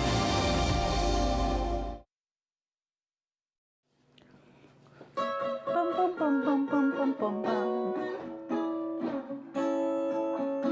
$20. $20. We're on the line for $20. This week on Simply Cooking by Chef, simple salads that will last all week in the fridge, give you a burst of flavor, and will please a big crowd. Do you worry about how much someone drinks? Do you feel angry or depressed most of the time? Do you feel neglected or unloved? Do you feel that if the drinker loved you, she or he would stop drinking? If you answered yes to any of these questions, you are not alone. Not everyone trapped by alcohol is an alcoholic. Families and friends are suffering too.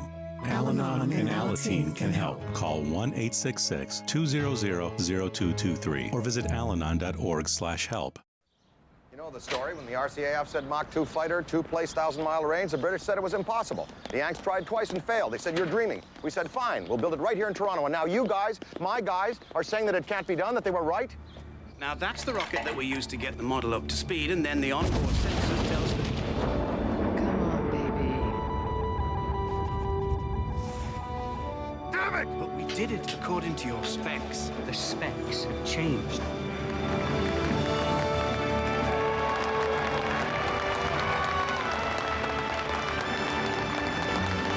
We did it. Arrow 201. You're cleared for takeoff.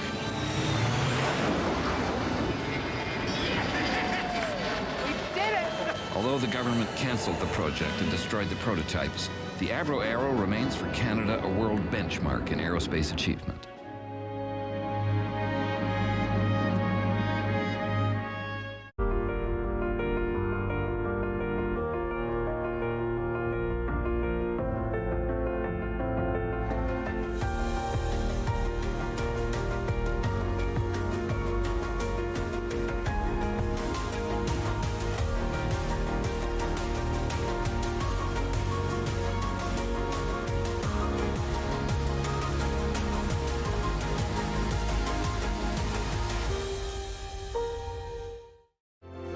I'm Jim Deeks, host of Canada Files.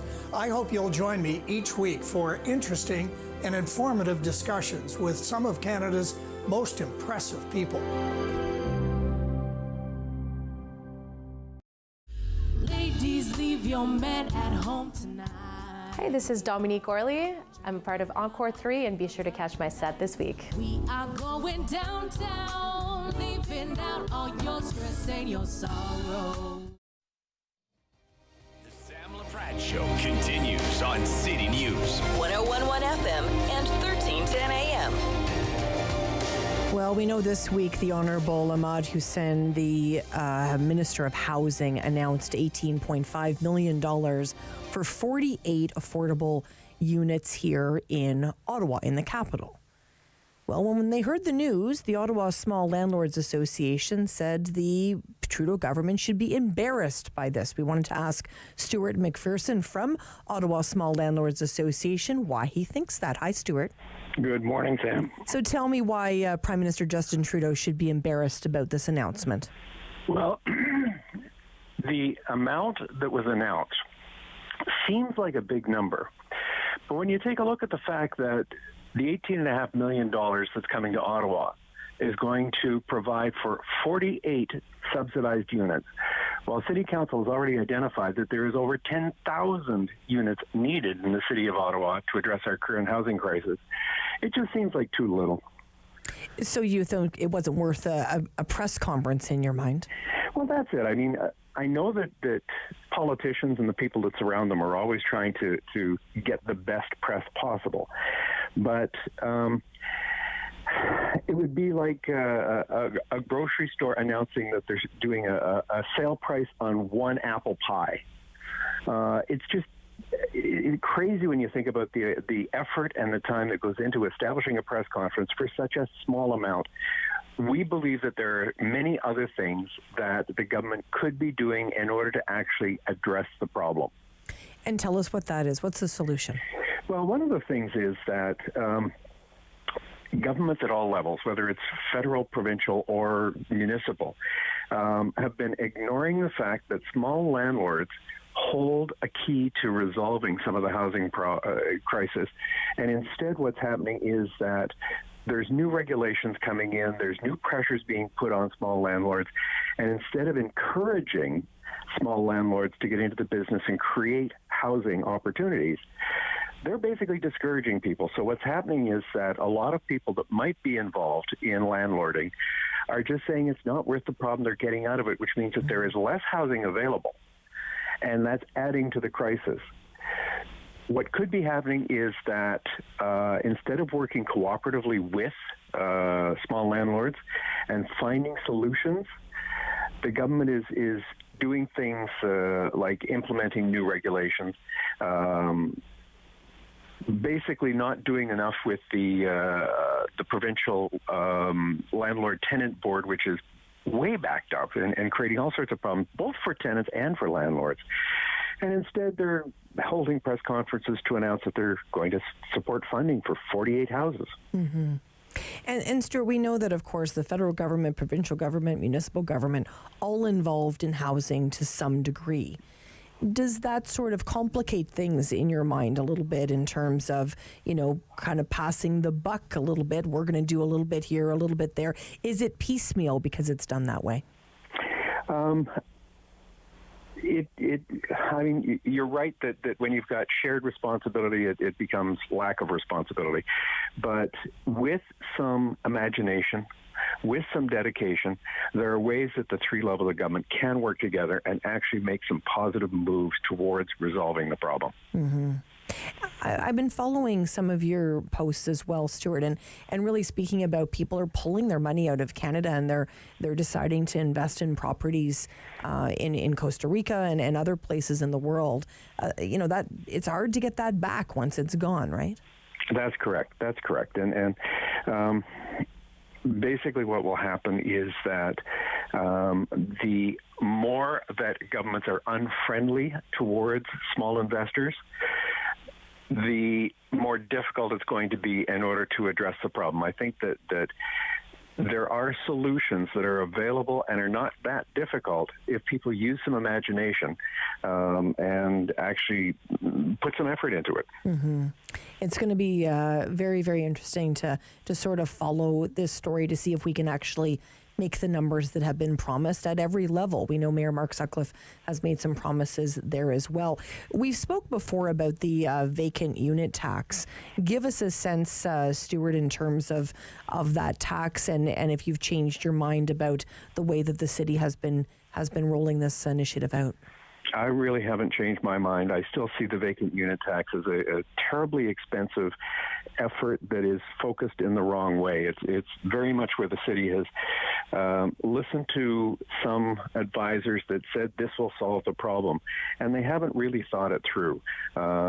It's creating a burden on all of the ratepayers in the city of Ottawa, who are all obliged to file returns.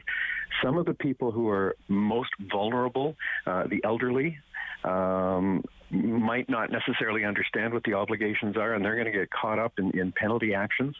And really, the results of trying to return units to the housing market, which we were told was the purpose behind the vacant unit tax, is going to be a whole lot of effort, a whole lot of money spent, and very little return. There's other options. Thank you so much, Stuart. And that deadline for that vacant unit tax declaration is March the 16th. So if you haven't done it, make sure you do it. Stuart, thanks for your time always. Thanks, Sam. Stuart McPherson joining us from the Ottawa Small Landlords Association. An important conversation there. Well, we know those school buses are yellow. What do you think about green buses? We wanted to speak with Cheryl Randall today from Climate Change Organizer with Ecology Ottawa. How are you, Cheryl? Good morning, Sam. Very well, thank you. So talk to me a little bit about our buses. We understand that only 20 out of about 20,000 school buses in Ontario are electric. Do you want to change that? We do want to change that. Yes, absolutely. Right here in Ottawa, about 80,000 students take the bus to school. And we know that the negative health impacts associated with diesel exhaust are extensive. Health Canada's written numerous reports on that, and we really want to protect those children who are, of course, the most vulnerable to air pollution because of their smaller lungs and less developed respiratory systems, to be able to get to school the healthiest way possible. And that will include, of course, cycling to school where they can and walking to school. But for those 80,000 students who do take the bus to school, we know that choosing an electric bus can help us reduce our burden on the healthcare system and meet our climate targets at the same time. Well, with only 1% here in the province being electric, are you hopeful that there's an appetite for this? Yes, and sorry, I'm going to just correct that. It's 0.1%. It's 20 buses in all of Ontario out of 20,000. It's just a shocking number. Yes, I'm hoping that there is appetite. The Ontario government, the Progressive Conservatives, when they came in 2018, they actually cancelled a pilot electric school bus program that was running. And so, yes, 13 of those buses came from that pilot. And we are really hoping that the Transportation Authority or Ministry in Ontario, which had funded that pilot, will now step up and provide funding at the provincial level to accelerate this transition that is so needed. Is there any downside to it, Cheryl? No. If you look at from the economic side, for example, the immediate cost, the upfront cost of purchasing the bus is higher than a diesel bus. That is the only downside. Over the lifetime of the bus, which is about 10 to 12 years, you have energy cost savings, you have maintenance cost savings, so direct economic benefits over the total cost of ownership.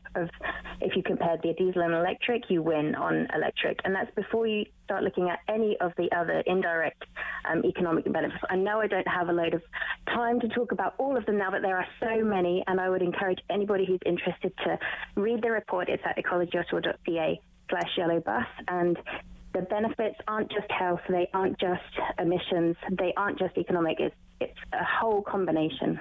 Cheryl, thank you so much for your time. I appreciate you bringing this to our attention. You're so welcome. Thank you for your interest, Sam. Cheryl Randall, of course, joining us from Ecology Ottawa. She's wanting those yellow buses to go green. When we come back, we're going to spend time with a mum. Just not any mum. It's Sally Lane. Stay with us on City News. Sam Laprade will be right back on City News. 101.1 FM and 1310 AM. Join me for Season 3 of Paula Roy's Favorite Foods.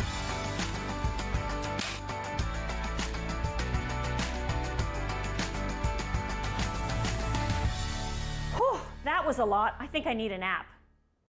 Hi, I'm Justice. And I'm Nia. And we believe dreams fuel revolutions. That's why we're engaging with Canadian icons and the causes they support. Join us for these inspiring conversations and find out how you can be revolutionary. The regulars, the guys who keep this place in business. Last week, they had something to celebrate. Jason had just finished university. So they toasted his profs, his TAs, his old roommates. Well, they toasted just about everyone. But I worry about and take care of my guys. So even when I know they're not driving, sometimes that means bringing them a little surprise. And then they had a drink to me. Brought to you by Smart Serve Ontario and Arrive Alive, Drive Sober. Hey folks, it's me, Giovanni Patini, the host of the RTV quiz show, the hottest show on television. It's the hilarious quiz show where you, the viewers, play for valuable non-existent prizes. It's got great trivia, fun facts, and a lot of laughs, all blended together in a perfect cocktail of edutainment. So join us Wednesdays at 7:30 right here on Rogers TV. Nice. That's the way I kill my skill sharpen, cause I've been here sharpening. What's going on, y'all? It's Jay Morris, aka your favorite light skin, and you're gonna check out my performance on Encore Ottawa 3 coming up this week. Let's go. All again, murderation, 911, call it in. Neon murder every. Play 4 games of bingo from the comfort of your own home each Monday at 7 p.m. for your chance to win money from our $2,000 regular bingo or $5,000 super bingo night. Kiwanis TV Bingo, Mondays at 7 p.m. on Rogers TV. Local news, traffic, and weather for Ottawa and the Valley. This is City News 1011 everywhere. It is Wednesday, February 15th. Good morning. I am Damilola Unime. Right now in Ottawa, scattered light rain, 2 degrees. In Smiths Falls, it is 8. And here's what's making news this hour. An 18-year-old man died in hospital after a shooting on Station Boulevard in Alta Vista. Police say last night around 7, they were called to the Ottawa General Hospital after someone arrived suffering from a gunshot wound.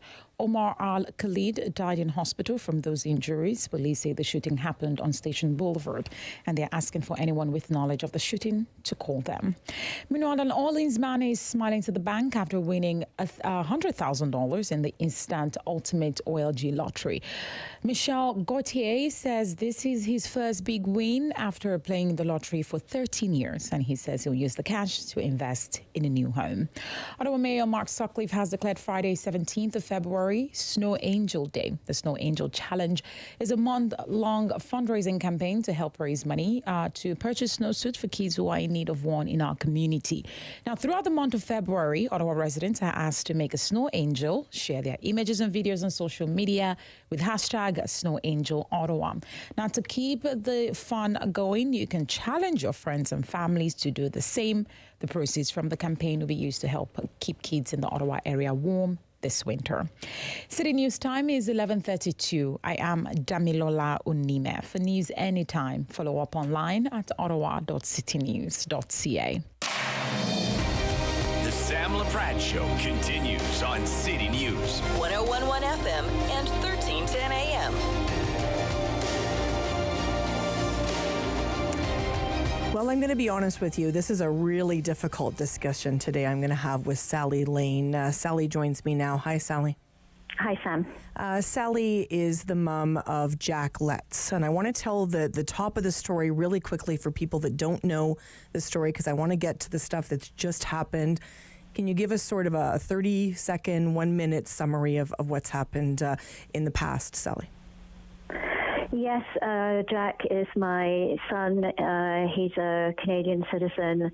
He left for Syria as a naive 18-year-old. He tried to leave the country, but the British and Canadian governments were very determined that he wouldn't be allowed to return. And he's now been detained in northern Syria for the past 6 years. And under incredible situation in terms of the living conditions. It is just horrendous. I've seen some of the photos It is really, really hard to see. I can't imagine, Sally, what you've experienced. And we've had numerous conversations. I can't even count how many conversations we've had in the last year or so getting to know your story. A number of weeks ago, it was a Friday night, and I got some fantastic news. I was so excited for you. We've been, of course, communicating over this time. You've written a book about your journey, and you shared some good news. What was the good news a few weeks ago? The good news was that we had the decision from the federal court judge that the repatriation should happen as soon as possible for the 4 men who were included in the court case who have been detained, including Jack. And this is what we have been campaigning for years now. And yes, as you say, we were so happy that the news that we've been waiting for, we finally finally had it. We thought Jack is now coming home. We can plan for it. You know, I'll see his face again. He's now 27. I haven't seen him since he was 18.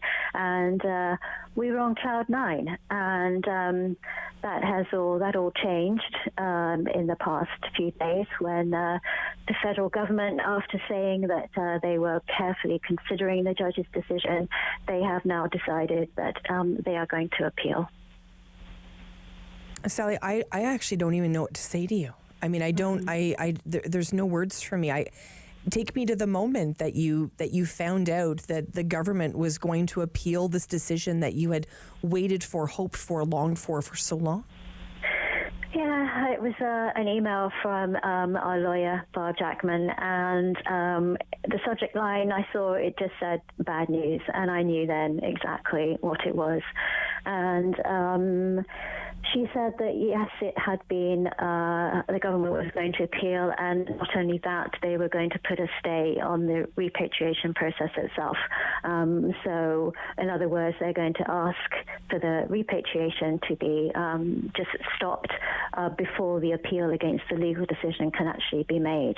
And we're thinking that it will be expedited, so we're expecting that decision, whether the process will be stayed or not, will be made in March, and then possibly soon after that, in April, that the legal appeal will then proceed.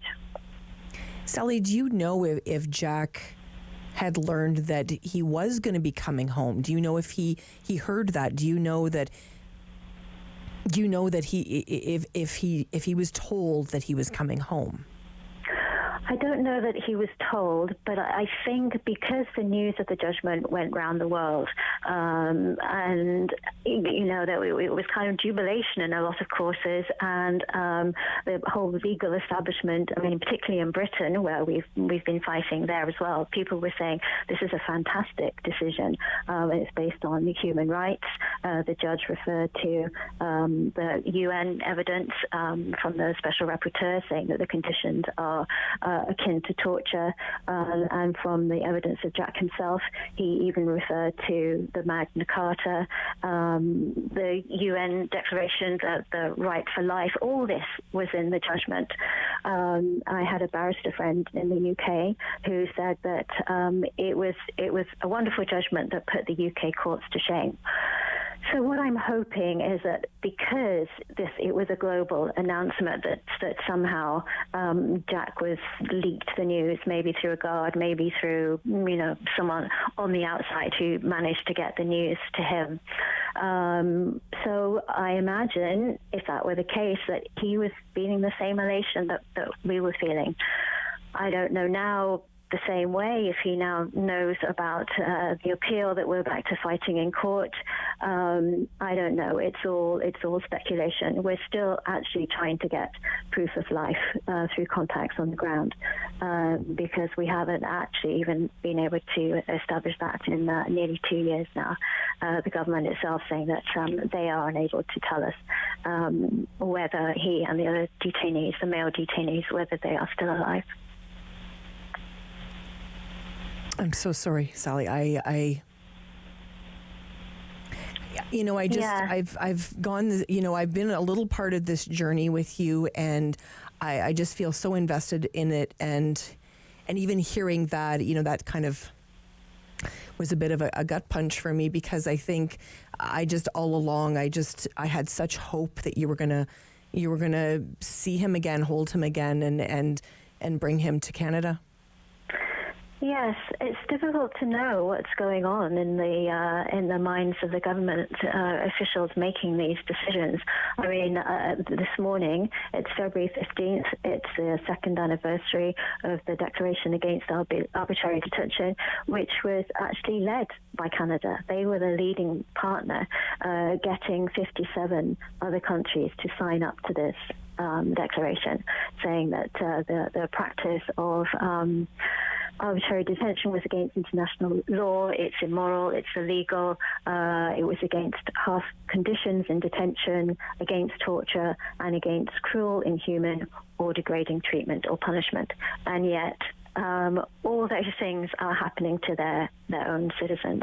And that kind of hypocrisy just beggars belief.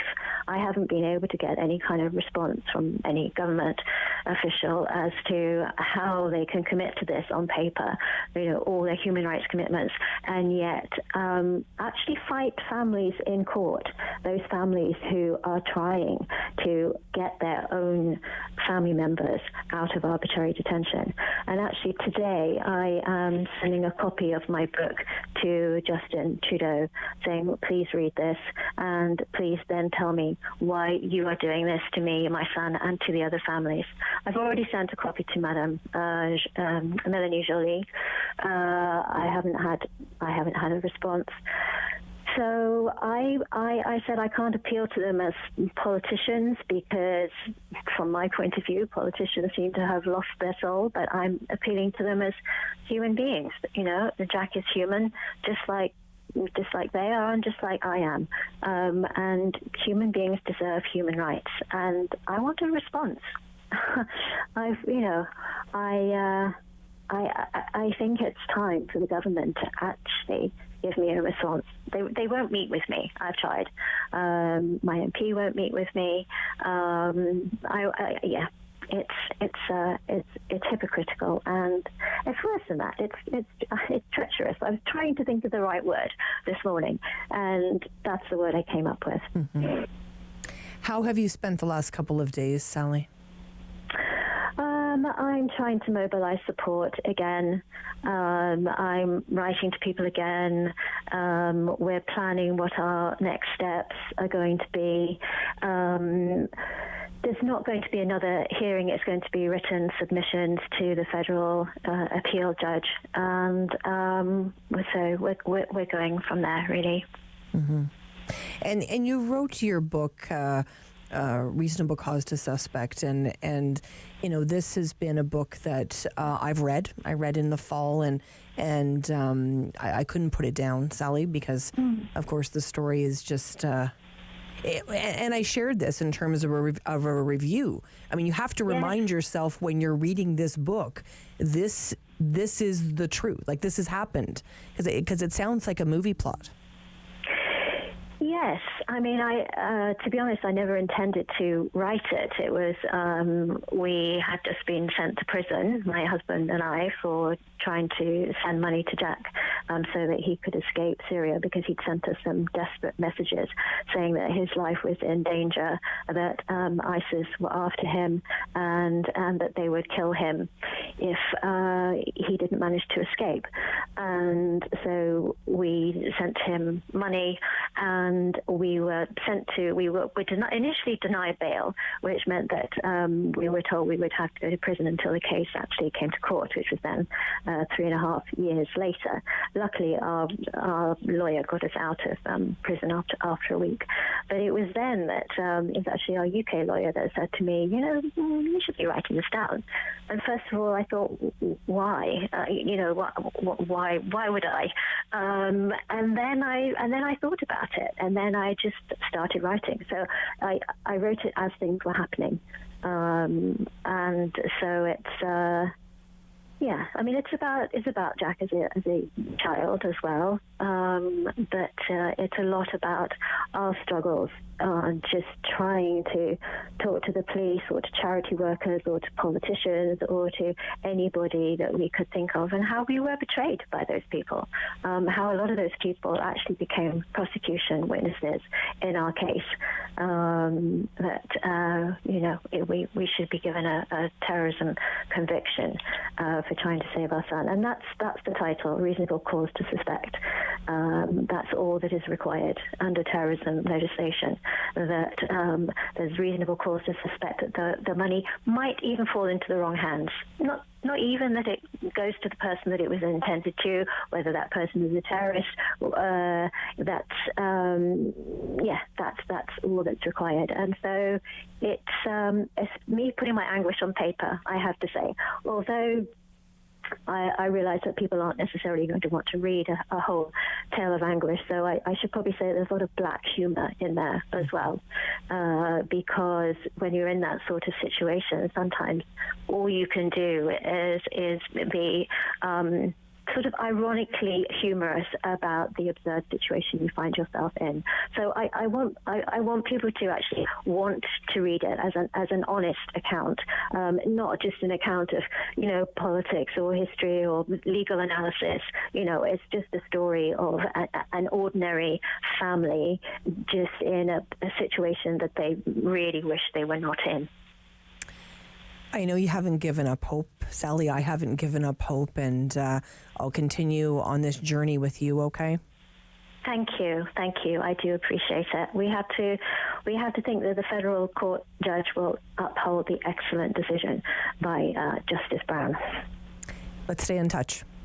Thank you. Sally Lane talking to us today about her son, Jack Letts.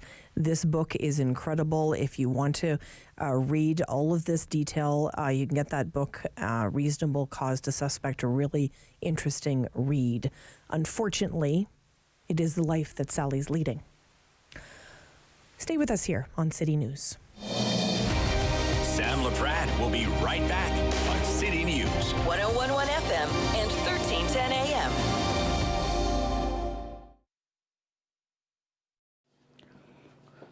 Bum, bum, bum, bum, bum, bum, bum, bum. $20. $20. We're on the line for $20. This week on Simply Cooking by Chef, simple salads that will last all week in the fridge, give you a burst of flavor, and will please a big crowd.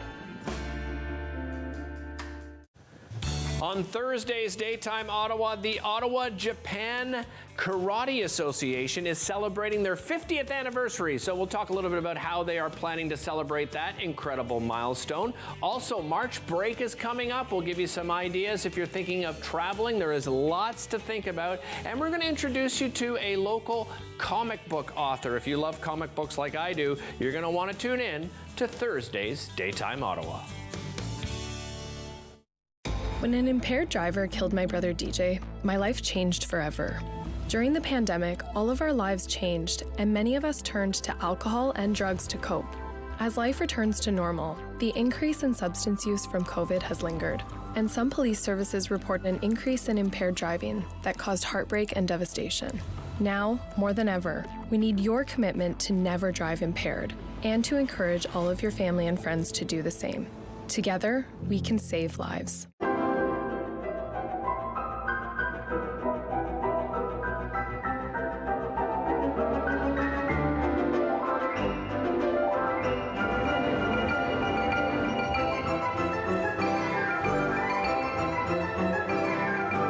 Hi, I'm Julian Armour from Music and Beyond.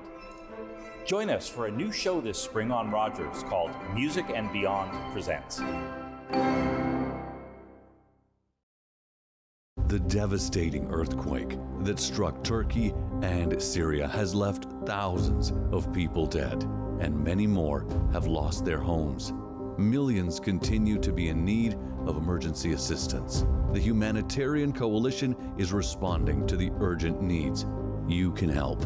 Donate today at together.ca. That's together.ca, the humanitarian coalition. Together, saving more lives. Hello, I'm Jim Deeks, host of Canada Files. I hope you'll join me each week for interesting and informative discussions with some of Canada's most impressive people. Ladies, leave your man at home tonight. Hey, this is Dominique Orley. I'm part of Encore 3, and be sure to catch my set this week. We are going downtown, leaving out all your stress and your sorrow. Laprad Show continues on City News. 101.1 FM and 1310 AM. What do you get when you combine a big personality of Wendy Boomer of Country 92.3 and our host, Sam Laprad? Lots of fast talking and laughter. This is what you need to know with Wendy Boomer on the Sam Laprad Show. I always feel the pressure, Wendy. Oh? That we've got to deliver big. Yeah. When I hear that intro. Oh, but we got stories for days, girl. Don't you worry. Absolutely. Did you have a good Valentine's Day? Yeah, we ended up ordering Chinese food, and this is so funny. It's a place.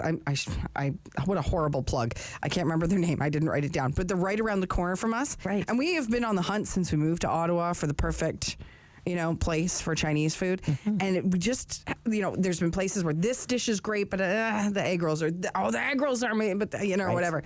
And we haven't quite found it yet.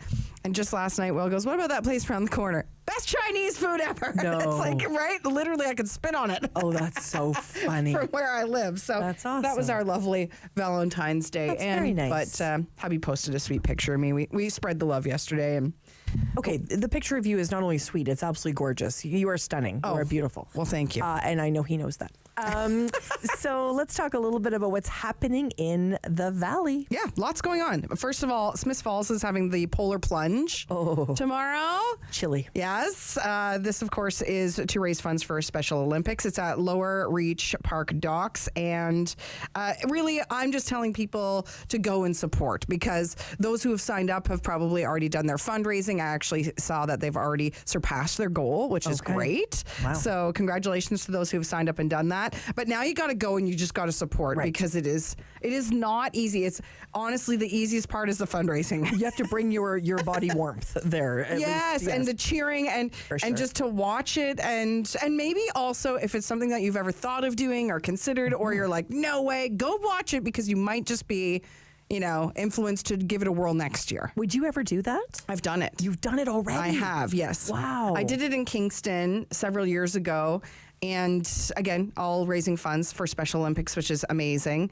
And again, the turnout was so great. Now, I did it in a time, I will say this to the polar plungers, it's going to be cold for sure, but the mild weather is going to help a bit. I did it at a time where they literally had to break a hole in the ice. Oh, heavens. And so you had to jump in the ice and they had to pull you back up through the hole, to make sure. So the craziest thing about it is when you go under, because it's so cold, time slows down. No joke. Okay. You're in there for probably 1 second, right? Splash, boom. They've got everything taken care of, right? It's usually the police departments who organize this as well, and they have everything secured, and their workers are there to get you out of the water as quick as possible, safely, all that. So you have nothing to worry about. But it is wild. Underwater, for a millisecond, it feels like 5 minutes. No. Mm-hmm. Wow. It really is just time slows down. I remember looking up at the hole and being like, oh no, this is taking forever. Oh, that's so And then funny. I watched the video back and it was like, splash, splash. Oh, that was funny. Right? And here I am again. Yeah. So, then ideally, the best thing to do is find a friend with a hot tub afterwards. Right. Yes, very good tip. Yeah. Very good tip. Yeah. What else is happening in the Valley? Well, of course, we have Family Day this weekend. Yes. And this is just so wholesome. I love this. The North Folk Cafe and Bakery in Perth is having a board game night. Oh, fun. And Family Day Sunday, basically 3 to 5 p.m., just a couple hours. All the families can come out. And they said, bring your own board games if you want, but we definitely have some here. Awesome. And then, Did you ever play Monopoly with your family? Absolutely, 100%. And it lasted for months. Yeah, we still don't talk. You had to put it aside. Absolutely. Yeah, right? Yeah. So imagine just doing this with somebody else's family to get mad at rather than your own. Exactly. Spread the love right? this family day. Yes. But I love it. I mean, a great atmosphere, of course, and they've got some deals on some food specials and whatnot as well, just to make it a little bit, more of an all-round event and get some grub in the kids while you're there. $6 grilled cheese with kettle chips and things like this, right? So that's going on in Perth on Sunday. And I mean, you can always play the board games with your family at home, but I think this is a great way to just, again, meet some people in your community and get the kids out to, again, fight with other people than just your family. Fantastic. And you were teasing me a little bit. You said, Sam, we're going to talk about chocolate today. Hummingbird Chocolate Factory. Oh, I love that. You know it, right? In Yes. Almont. Yes. They're doing a factory tour and tasting. That's on this Saturday, 10:30. It's a very small, window. It's a 45-minute event where you get to tour around and taste the chocolate. Oh, wow. As it's coming out of the machines and just see how it's all made and everything. It's only $11 a ticket. It's an Eventbrite event, so just go on Eventbrite and look it up. As of right now, it doesn't look like it's full, but they said if it is full, they'll likely open up a second slot in the afternoon or maybe on the following day. So if it's something that you've been curious about and or, again, if you've never tried hummingbird chocolate. I know, it's so good. I recommend you go. And again, this could be something really cool for the kids. But of course, most importantly is you get to taste the chocolate and receive 10% off all purchases when you attend the tour. So it's recommended for children 6 years and older if you were thinking about bringing the family. And that does make sense, of course. 100%. But what a educational and great way to get the kids all jacked up for the board game night the next day. See, this is why we come to you. You know everything that's happening in the Valley, but you also know everything about country music. And there was a big announcement yesterday. Yeah. Share it with us. The Chicks are coming to Ottawa. Honestly, one of the best concerts I've ever seen. I will second that. I've been lucky enough to see them a couple times, and what I love the most about the performances that I've seen, and all of them have actually been here in Ottawa throughout many years, is they love us guys. Yes. They genuinely adore Canada. Natalie has made it known that she prefers performing in Canada. She prefers her Canadian fans. And there's just something really sweet about it and special. And that, again, a show that doesn't disappoint. One that sometimes, did you ever experience where the lights kind of go on and they're like, no, we're not done yet? Like they will stretch it to the limit. So I haven't seen that. You know you're going to get your money's worth out of these tickets. And honestly, they're one of those bands as well that, this is a world tour. And they keep us on our toes when it comes to their performances. You know what I mean? You don't know when the next time you're going to be able to see the Chicks. For sure. Right? When were they last here? Do you remember? Because I feel like it was like 15 years ago. Like I feel like it was before I had my daughter. There was definitely, there was one then. They did come once in between then and now. And I can't remember exactly what year. But again, like they're just. And I love the way they set up the stage at that concert that I was at because it felt very intimate in a very, very big place. Of course, CTC. Yes. It felt very intimate. So here's my challenge. Tickets go on sale on Friday. Right. At 10 a.m. The Sam Laprade show starts at 10 a.m. So I will be asking a friend to be hunting tickets down. Are you looking at that friend right now? Maybe. I hadn't actually thought about that. But it's, very exciting. Also, big concert news, Bruce Springsteen. Oh, yeah. I've been hearing a lot of people getting excited about Springsteen. So here's the challenge, is that it's November 18th, which is excellent. We love the boss coming to the Capitol. But you have to be a verified fan. So you have to go fill out, special form there on Ticketmaster, which I did yesterday. And then you're told, I believe it's on February the 21st, if you have been chosen to actually purchase tickets, and then the next sort of steps happen if you've been chosen. So it's no guarantee when you do that verified fan that you're going to get tickets. This is going to be probably the hottest ticket in 2023 in this city, so it's going to be a very big challenge. Oh yeah, it is. So pack your patience, and wait for those who know their way, have their patience as well, because maybe you'll just have to snuggle up to a new friend. Right, exactly. But this could be, imagine if the boss ends up being the next Taylor Swift, right? Like it's very likely that he could break Ticketmaster on this one. Yep. And right across the country, I'm hearing this as well. So we're very, very worried. And we had to pick 3 different places. So I picked, of course, Ottawa's my first and the 2 Toronto dates. Okay. I have not shared this with Mark Day, our news director, yet. Anyway, we'll worry about that if I get selected. Wendy Boomer, of course, from Country 92.3 in the house with me today. Always appreciate it. Oh, thank you so much for having me. Thank you so much. We're getting ready for a big lunch. You'll want to stay with us on City News. Sam Laprade will be right back on City News. 101.1 FM and 1310 AM. Join me for Season 3 of Paula Roy's Favorite Foods.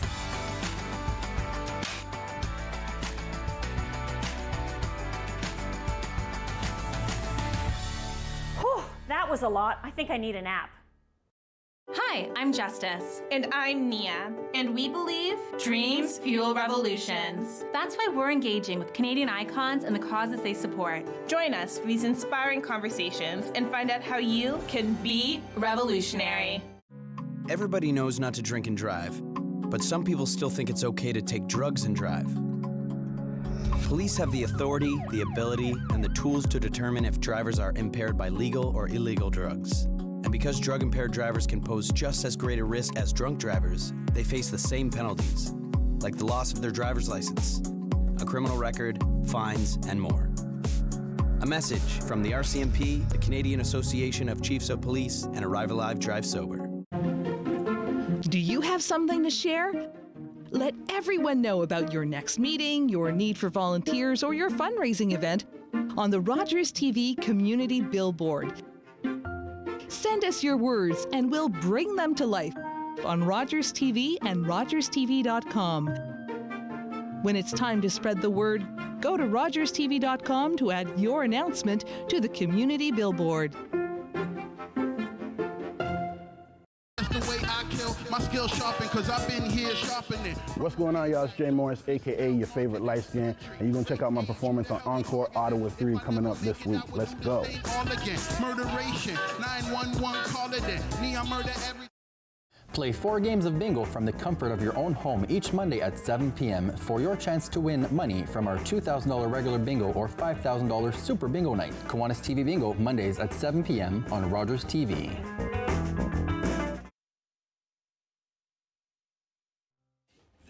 Is City News. CIWW 1310 AM in Ottawa. And CJET 101.1 FM in Smiths Falls and the Valley. Number 1 for local news, traffic, and weather for Ottawa and the Valley. This is City News 101.1 everywhere. It is Wednesday, February 15th. Good afternoon. I am Damilola Unime. Right now in Ottawa, mostly cloudy, 3 degrees. In Smiths Falls, it is 8. And here's what's making news in Ottawa and the Valley. The Insurance Bureau of Canada says explosion premiums are typically covered.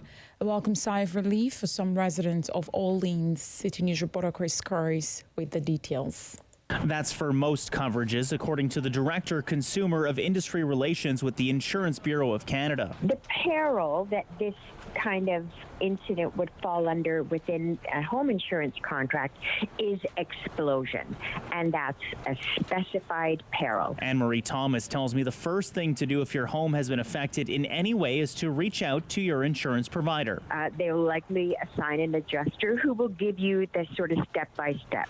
But the more information you can give an insurance adjuster, the more quickly your claim can be settled and the process or even started. And keep receipts for everything, including any meals while you've been displaced or pieces of lumber you need to board up a window. Chris Curry, City News. With the weather forecast for Ottawa and the Valley, here is City News weather specialist Denise Andriachi. Mostly cloudy today, guaranteed high of 9 degrees for Ottawa. Could crack double digits this afternoon for Smiths Falls. It's breezy, and we have a few scattered showers today as well. Tomorrow, mostly cloudy during the day. Some scattered showers, chance of freezing rain and snow Thursday night across the Ottawa region. We've got a lot of different weather playing out late day Thursday as those temperatures start to fall with a shift in wind direction. For today, the guaranteed high +9. City News Time, 12:02. The NCC is keeping hope alive that the Rideau Canal Skateway will open at some point this winter. They say persistent above normal seasonal temperatures and current ice conditions are preventing them from safely opening the skateway. The NCC says they will reassess conditions of the skateway at the end of the week. Now, if the skateway doesn't open this winter, it will be the first time this has happened in 52 years. And we're getting a clear snapshot today of just how financially strained Canadians are feeling right now. City News reporter Sonia Aslam has more on numbers from StatsCan. If a sudden $500 expense came up, like a car or home repair, for example, 1 in 4 Canadians admit they would not be able to pay for it. Despite inflation slowly easing up, there is no letting up and how financially exhausted people are, because keep in mind, the cost of living crisis remains. So we went out on the streets to find out how people are feeling about their bottom line right now, and it's not great. We pay everything. It's like no more left in my salary, so I need to be like a double job. I cannot afford it. Every dollar of my life is counted on. Almost half of folks living in BC and Ontario, where housing is the most unaffordable, say they are really worried about being able to keep a roof over their head. Sonia Aslam, City News. I am Damilola Unime. For news anytime, follow up online at ottawa.citynews.ca. Connecting you and your community. This is the Sam Laprade Show on City News. 101.1 FM and 1310 AM. Okay, everybody, it is lunch on City News. We're going to feast on those top news stories of the day. And we've invited a couple of people to the table today. Caitlin Keeley is here, CEO of M-. Hi, Caitlin. Hi, how are you? Good. Thanks so much for spending time with us. Michael Wood has also joined us at the table, small business advocate and a professor at Algonquin College. Hello, Michael. Good afternoon, Sam. I know everybody is really busy, but I'm sure last Friday night you heard the news like I did. Mayor John Tory resigning as mayor of Toronto after revealing an inappropriate relationship with a staff member. Caitlin, let me ask you this. Do you think the resignation of Mayor John Tory will shake up the political landscape? I mean, it's interesting to see the reports of him potentially hanging on. Personally, I think that's a bad idea and a distraction from the challenges that Toronto face. We know they have deep housing issues. People are freezing to death overnight. People who are experiencing homelessness. I mean, he said he was going to resign. Hopefully he does, and that will open up a constructive debate on the future of the city that obviously needs a lot of help. Michael, what are your thoughts on Mayor John Tory and sort of his hanging on right now? Well, you know, Toronto, for the last X amount of years, has seen quite a variety of different mayoral issues come up.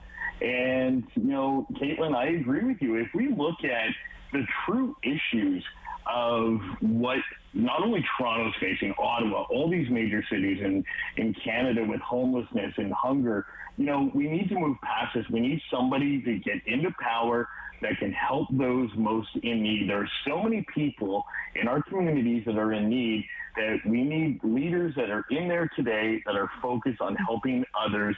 And, you know, based on this, it's time to move on and, you know, get back to the essentials of why politicians are there. And it's there to support communities and growth.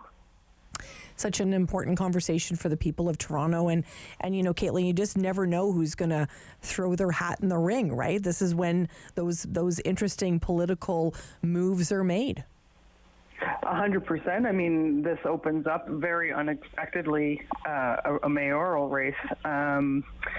I don't think anyone last Thursday would have called that, you know, Friday. I mean, I was texting all my friends at like 9 o'clock at night being like, holy crap, did you see the news? This is huge. exciting times, perhaps for the wrong reasons. Right. It's so interesting because I like to think of myself as a bit of a news hound. And on Friday evening, I phoned my mom and she's like, have you heard the news? And she tells me, and I'm thinking, my mom knew before me. Your mom scooped you. Exactly. I was like, what's happening?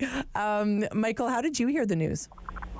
I saw it on social media, and then I immediately went and flipped on my television to get a better idea of what was happening, because, I think that, this was 100% unexpected. The elections just happened.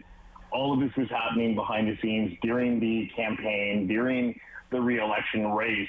And to see this come front and center so unexpectedly, not only for people in Toronto, but Ottawa, across the province, across the country, I think it really put a lot of perspective into, what this could actually mean for Toronto moving forward, what this could actually mean for the political landscape moving forward. And I think it will be super interesting to see who puts their name in. I have seen various people, that are elected in the Ontario government say that they've elected not to run.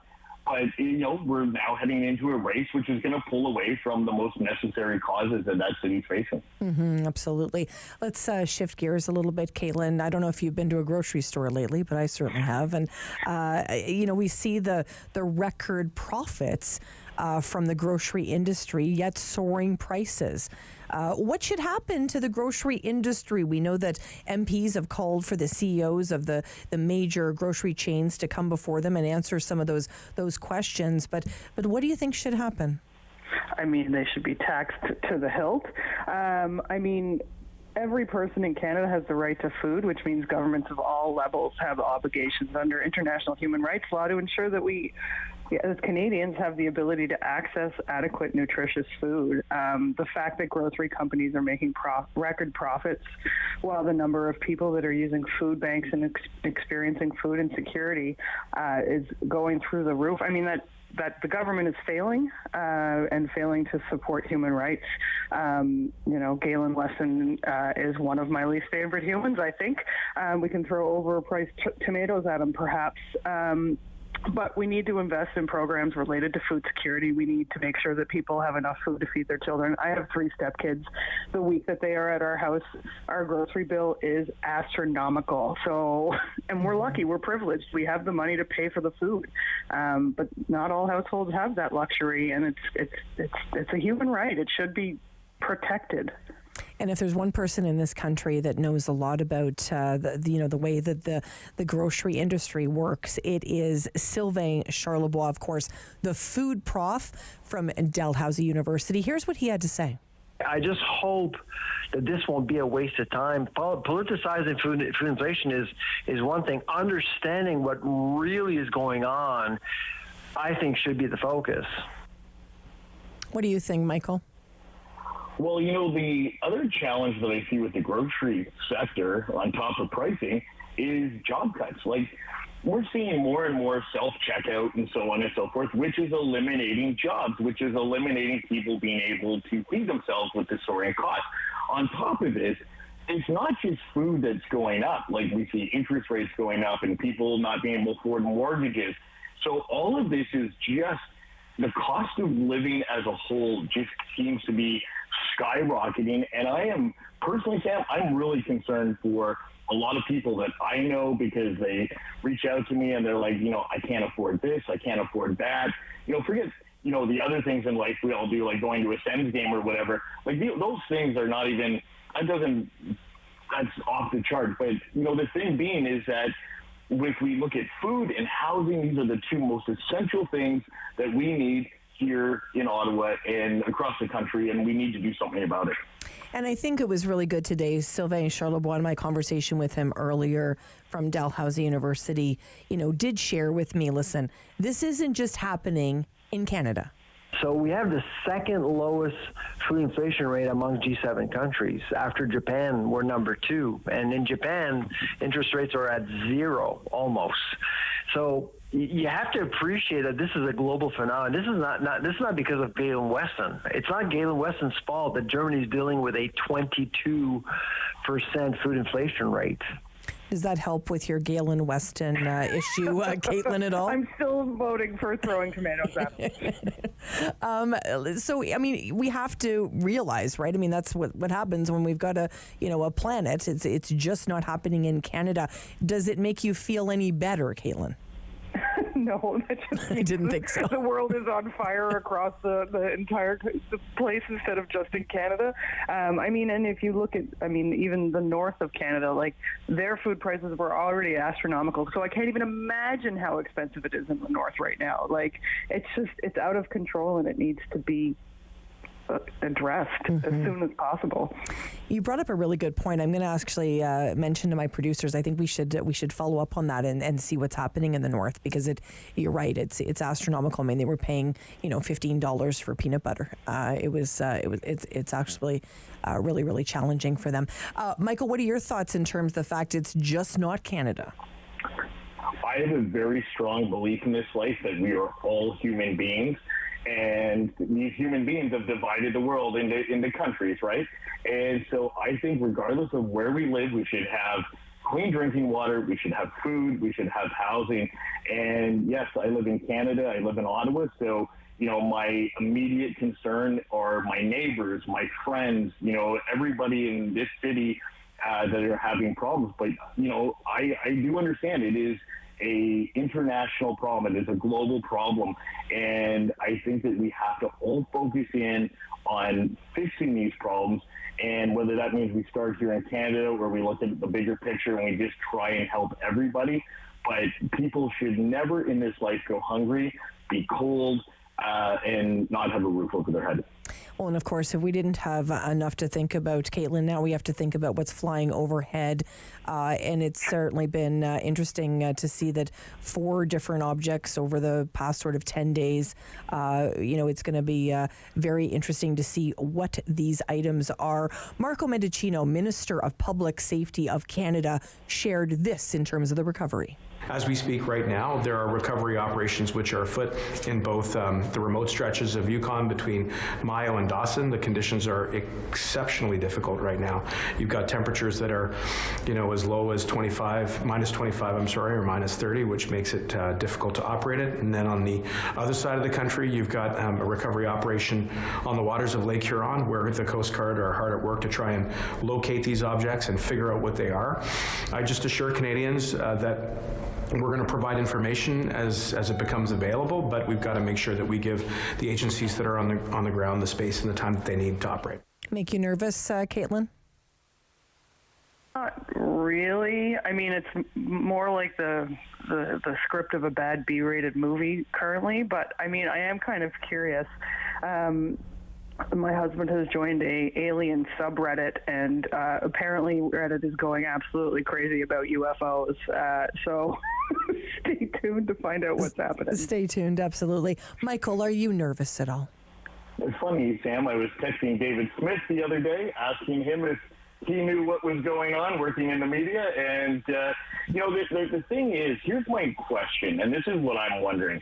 As technology... Did some new technology piece go into NORAD? Did something happen where these items have been flying around us the whole time? We never knew, but this new technology, which obviously nobody is discussing, is now detecting this that they weren't aware of prior to.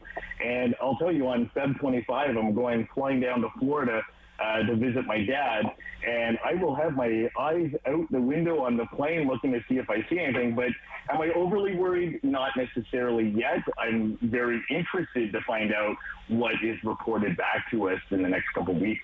Yes, you'll definitely want to keep your eyes peeled, because General Van Herk has not ruled out aliens. Because you still haven't been able to tell us what these things are that we are shooting out of the sky, that raises the question, have you ruled out aliens or extraterrestrials? And if so, why? Because that is what everyone is asking us right now.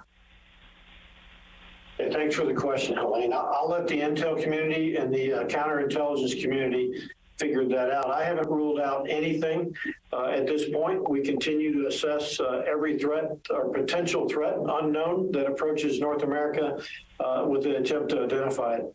Did you have aliens on your bingo card, Caitlin? No, but I know everybody at the beginning of the year likes to future forecast what's going to happen, and I certainly, I mean, we've had plagues and floods and all sorts, so I guess aliens just par for the course these days. Absolutely, Michael. What would you do if you heard that there was something in terms of aliens visiting us? I'm not sure. I don't know if I'd head to my basement for the rest of my time or and just kind of hide out. But, I think that, the universe is huge. And to think that we're the only living creatures in this entire vast universe, I think it would be debatable whether another alien life form had the technology to get here. Well, that's the question. Absolutely. Well, I know Michael Wood's going to return. Caitlin Keeley's going to be here. The aliens might be here. You're going to be here. City News. Stay with us, everyone. Sam Laprade will be right back on City News. 101.1 FM and 1310 AM.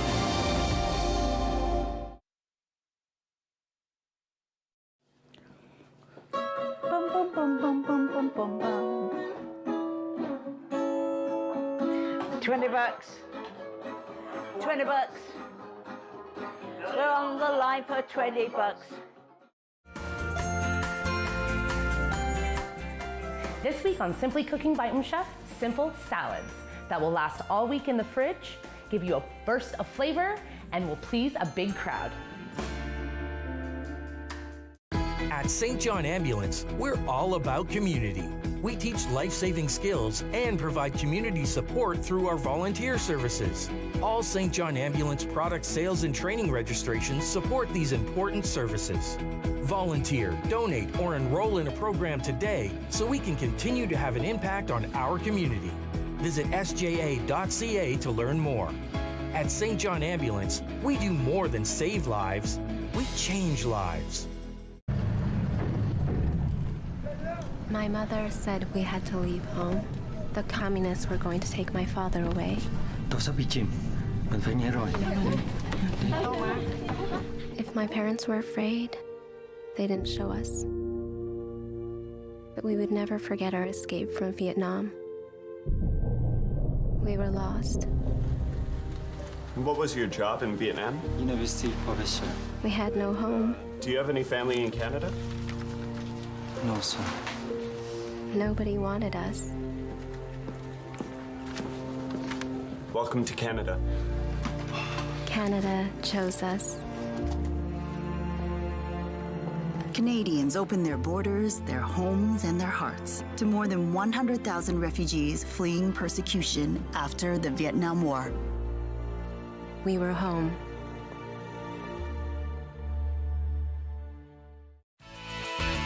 Everyone loves a snow day, but less fortunate kids in Ottawa are missing out because they don't have a warm winter snowsuit. Help kids in need and have fun at the same time by joining the Snowsuit Fund's Snow Angel Challenge. Simply fall back in the snow, make a snow angel, and upload your photo or video to social media. The Snow Angel Challenge, a very cool way to help keep kids warm. Visit snowsuitfund.com to learn more and donate. Hello, I'm Jim Deeks, host of Canada Files. I hope you'll join me each week for interesting and informative discussions with some of Canada's most impressive people. Ladies, leave your man at home tonight. Hi, this is Dominique Orley. I'm a part of Encore 3, and be sure to catch my set this week. We are going downtown, leaving out all your stress and your sorrow. Continues on City News. 101.1 FM and 1310 AM. And we're back on City News. It is lunchtime, and we've invited Michael Wood to have lunch with us today, and Caitlin Keeley. Michael Wood, of course, small business advocate and professor at Algonquin College. Caitlin Keeley, CEO of M-. Michael, today is Flag Day. Did you know that? I was not aware that it was Flag Day up until I was chatting with Aaron, but it's very cool. Very cool day today because a little bit earlier on the show, we had Joan O'Malley. And Joan O'Malley, you may not know her name. but she should be pretty famous because she sewed the very first Canadian flag. And she speaks so beautifully about it, and it's lovely to hear her story. The use of the flag in protests, Michael, has it impacted the way that we view that national symbol? Sam, it's a great question because I was out getting groceries the other day, out and about, and I saw the Canadian flag on this product, this item, and my first thought reflected me back to a year ago. And I thought, because I've heard this many times from different people, that, the imagery from the occupation downtown impacted their view of the flag and what it represented and so on and so forth. And so for me, when you're walking by yourself and you have those internal thoughts and you're like, wow, that first thought that went to my head was, it brought me back to a year ago. And I really, I kind of tried to skip over it, but I just found myself internally talking to myself saying, I hope this feeling leaves, because that Canadian flag represents so much. It represents, independence and all the great things that our country offers people. So I was surprised at my own internal thinking when I did see that product. Mm-hmm. And Caitlin, what do you think? I mean, I'm such a proud Canadian. I love wearing that Canadian flag when I'm traveling and those moments when the Canadian flag gets raised for various reasons, whether it be sporting or other, events happening. How do you think recent events have impacted the Canadian flag? I mean, first I have to say I totally had to Google Flag Day because I didn't know we had one. There you go. So that was news to me. I've learned something today. I always thought it was just an American thing, but apparently we have it too. I find the Canadian flag a bit challenging as a symbol personally because of all the work that we do with Indigenous communities. And, as much as we love to sing the praises of how great Canada is, how we are truly multicultural, et cetera, history, once you kind of dig into it, doesn't necessarily reflect all the good things that, you like to think that your flag represents. That being said, I hope that I have the same sort of, when I see a truck now driving down the street in Ottawa, I have the trauma and the association of, the occupation, the convoy occupation. Mm-hmm. But much like Michael, I hope that eventually I will not have that traumatic response because the flag obviously has a longer history than what a bunch of extremists chose to do with it last year. And, fingers crossed we all heal from those very dark days. For sure. Can I tell you a big pet peeve I have, Michael? Sure. Is when somebody has a flag at their home or their business and it becomes torn and they do not replace it ever. And it just becomes more and more torn.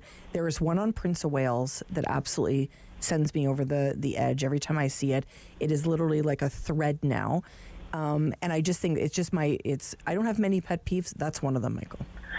Well, no, I think I live in Barrhaven, so I'm not that far from Prince of Wales. So I'm going to have to tour by and see if I can find it.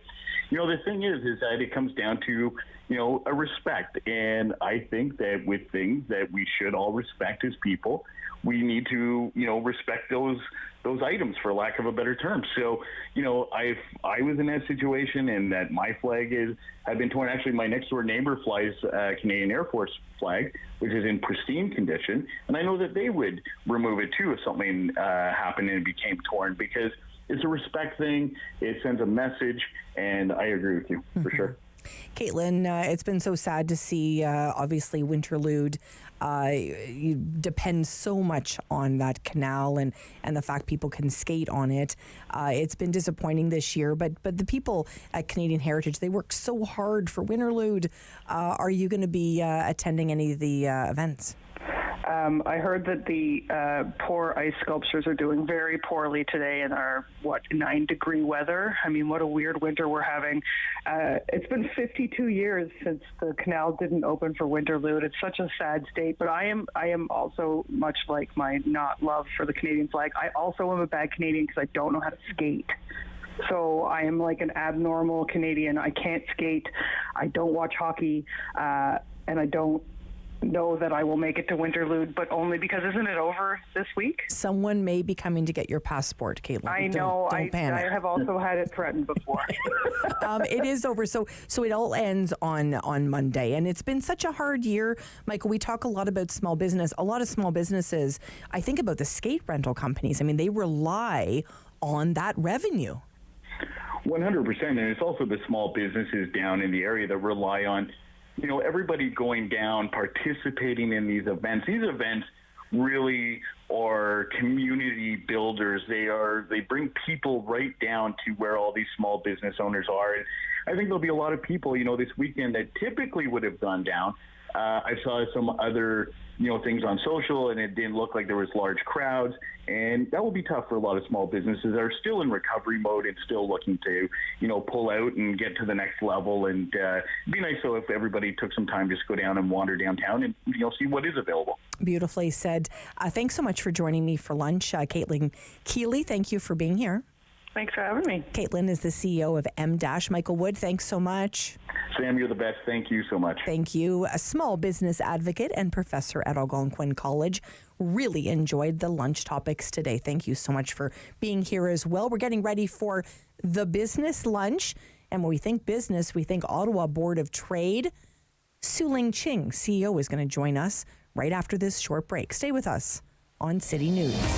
Sam Laprade will be right back on City News. 101.1 FM and 1310 AM. Join me for Season 3 of Paula Roy's Favorite Foods.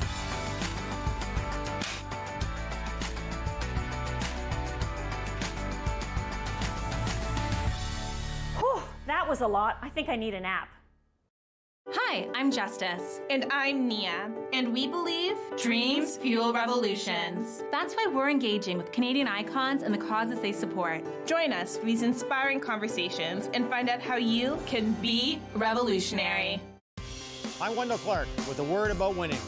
We all know it takes a team effort in any sport and with any challenge. You can be a part of the winning team that shuts out impaired driving. Whether you're out on the town or just hanging out with friends, drink responsibly. Always have a plan for a safe ride home for yourself, your family, and your friends. You'll be helping to shut out impaired driving. Visit ArriveAlive.org to find out more. Arrive Alive. Drive sober. Once upon a time, in a nursery rhyme, there were 3 bears. 1, 2, 3 bears. And they went a-walking in the cool woods a-talking while their porridge began. Rogers TV invites you to let your imagination roam as we present Ottawa Storytellers. Each week we'll present a collection of original creative stories and inspirations for children of all ages. Join us for Ottawa Storytellers on Rogers TV. That's the way I kill my skill sharpen, cause I've been here sharpening. What's going on, y'all? It's Jay Morris, aka your favorite light skin, and you're gonna check out my performance on Encore Ottawa 3 coming up this week. Let's go. All again, murderation, 911, call it in. Neon murder every. Play 4 games of bingo from the comfort of your own home each Monday at 7 p.m. for your chance to win money from our $2,000 regular bingo or $5,000 super bingo night. Kiwanis TV Bingo, Mondays at 7 p.m. on Rogers TV. Local news, traffic, and weather for Ottawa and the Valley. This is City News 101.1 everywhere.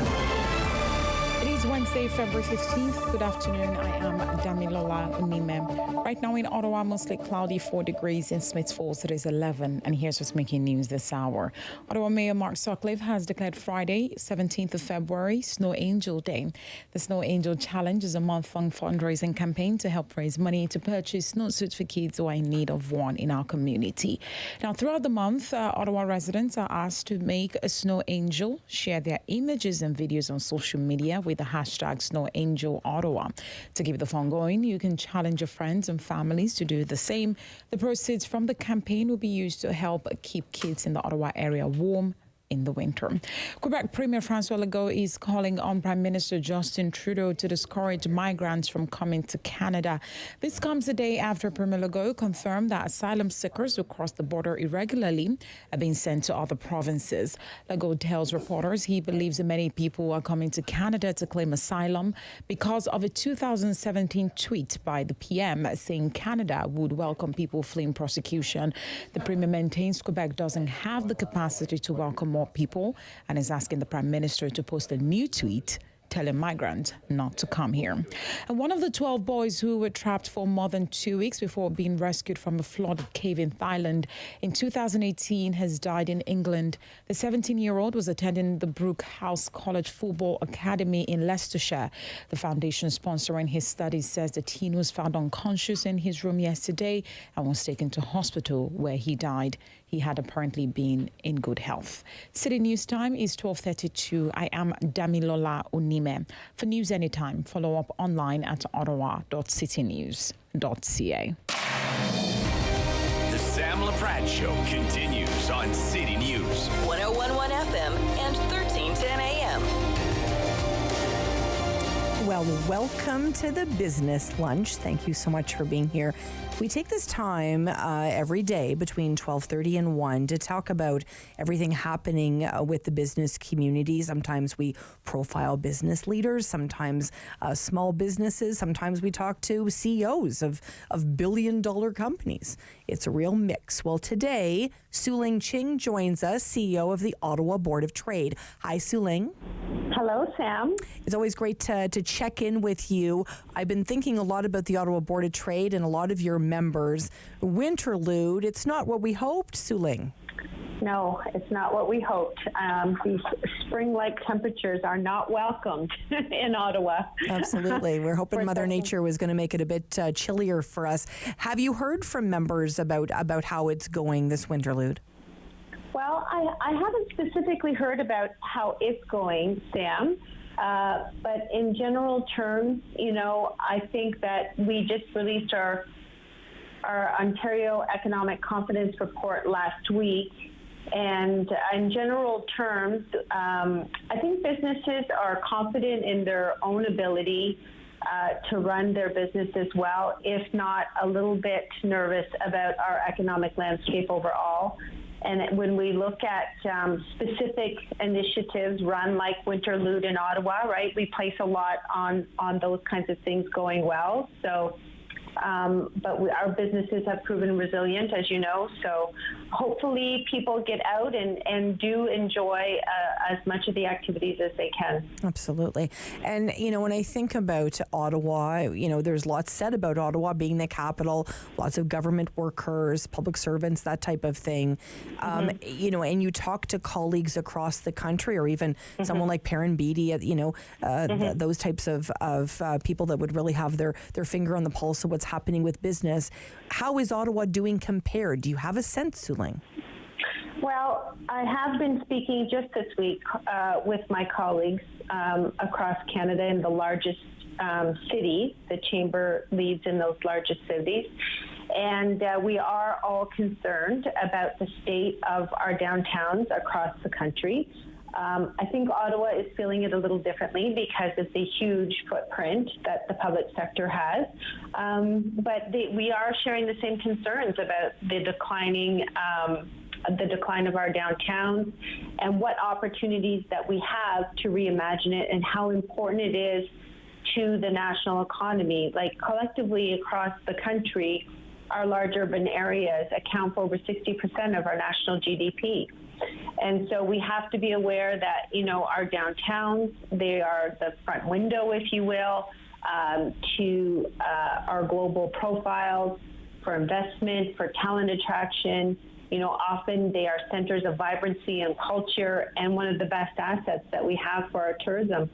So we are working together on a national strategy, but in Ottawa, the Board of Trade is also working very closely with local stakeholders to think about what our next right steps are to ensure that we have a vibrant and a diverse downtown.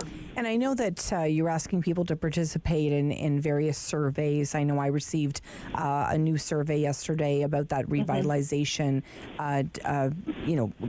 sort of initiative, if you will.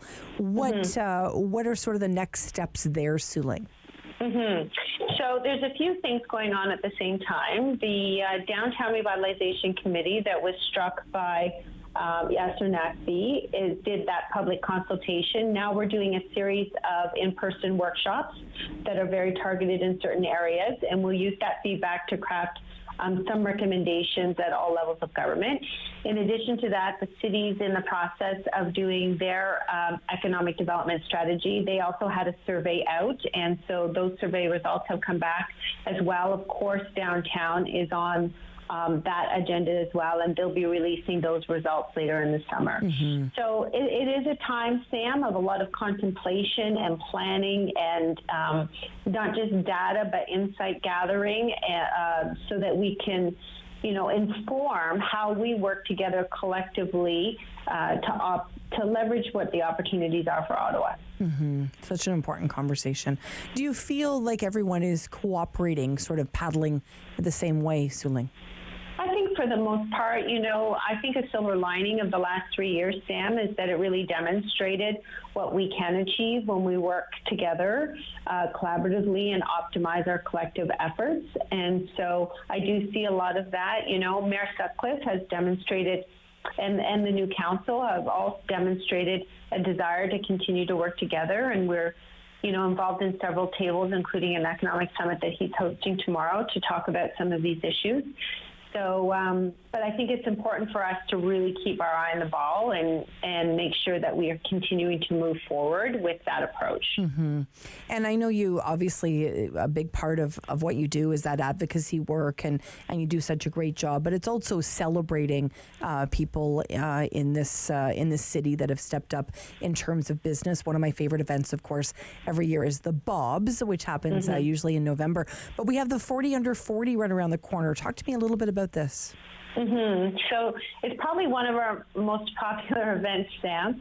And last year we celebrated the 25th anniversary of the 40 Under 40 in Ottawa and named our 1,000th recipient. But it's really an exciting one because the energy, the insights, the caliber of the young entrepreneurs and professionals that we're recognizing in the 40 Under 40 is a good news story. And it's something that inspires confidence in our community and, and connects people so that their accomplishments are being highlighted. And my favorite saying is, what gets recognized gets repeated. So we're still taking applications in for that. I think we've had a really great response so far. We have a very passionate panel who chooses the final 40, and we'll look forward to celebrating them at a gala in the summer. And there, to your point, there's quite an alumni there, and they always sort of encourage people to apply as well and to nominate others. Well, they do, and what I heard from some alumni is that they really stay connected to each other. And if we're on LinkedIn, I'm sure you've seen it, people will identify themselves as 40 Under 40.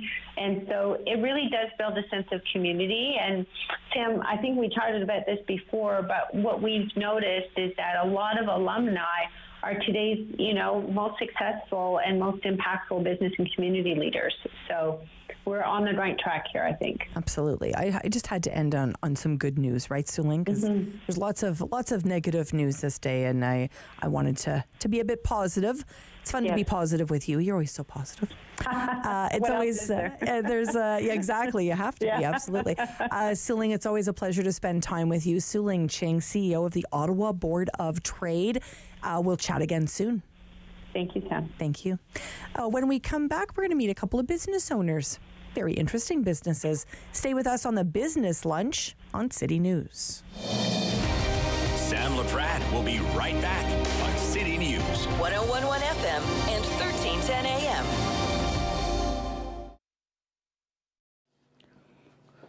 Bum, bum, bum, bum, bum, bum, bum, bum. $20. $20. We're on the line for $20. This week on Simply Cooking by Chef, simple salads that will last all week in the fridge, give you a burst of flavor, and will please a big crowd. On Thursday's Daytime Ottawa, the Ottawa Japan Karate Association is celebrating their 50th anniversary. So we'll talk a little bit about how they are planning to celebrate that incredible milestone. Also, March break is coming up. We'll give you some ideas if you're thinking of traveling. There is lots to think about. And we're going to introduce you to a local comic book author. If you love comic books like I do, you're going to want to tune in to Thursday's Daytime Ottawa. For 25 years, you've been helping to make our roads safer by doing the right thing. You've been the designated driver, you've stayed over, called home, you've called a cab or a friend, and planned ahead. Let's keep doing the right thing. Support sober driving by getting yourself and your friends home safely. Do the right thing. Visit arrivealive.org to find out more. Arrive Alive. Drive sober. There we go.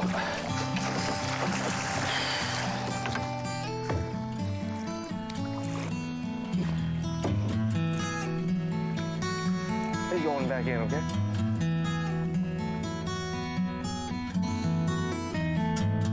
It's a new season of The New Fly Fisher on Rogers TV.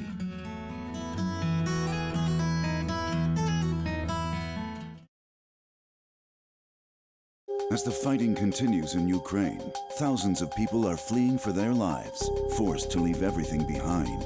You can help them. Your donation to the Humanitarian Coalition will provide food, water, shelter, and medical care to the people of Ukraine who urgently need it. Call 1-855-461-2154 or donate online today at together.ca. That's together.ca. The Humanitarian Coalition. Together, saving more lives. Hello, I'm Jim Deeks, host of Canada Files. I hope you'll join me each week for interesting and informative discussions with some of Canada's most impressive people. Ladies, leave your man at home tonight. Hey, this is Dominique Orley. I'm a part of Encore 3, and be sure to catch my set this week. We are going downtown, leaving out all your stress and your sorrow. The Sam Laprade Show continues on City News. 101.1 FM and 1310 AM. Well, one of the best parts of the business lunch is introducing you to business owners doing unique things. Today is no different. Nancy Sendel joins me now. Hi, Nancy. Hello. Nancy's the owner of Waterwood B&B. It's lovely for you to be here today. Thank you very much. And tell me a little bit about your story. You move from Toronto. You buy this beautiful B&B in Westport, and you turn it into a B&B. And what happens next? A pandemic happened next. Right. I bought just before the pandemic hit. Just as I was about to open, there was a pandemic. So that kind of put a kibosh on that business for a couple of years. But so I've been trying to figure out what else I can do to kind of bring in some income around here. And I had a part-time job at Canopy Growth back last year in the sensory lab, testing various different cannabis products, from edibles to flower to beverages and whatnot.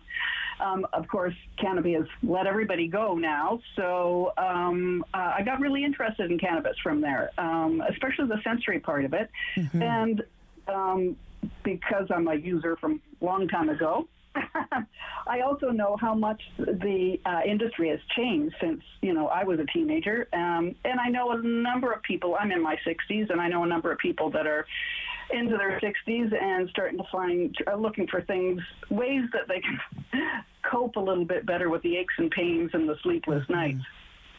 So interesting. So really you're catering to maybe 50 plus then? 50, 55 plus, yeah. I'm trying to do it in a number of ways. In that, one, I have the bed and breakfast here, and I can offer people a safe and responsible way to explore various different cannabis products or CBD or whatnot. I can do a sort of a whole tasting kind of flight of cannabis, if you want to put it that way. And I can help people find what kind of products are going to work for them. It's really, with cannabis, it's like everybody finds their own favorites, but nobody can tell you what your favorite's going to be.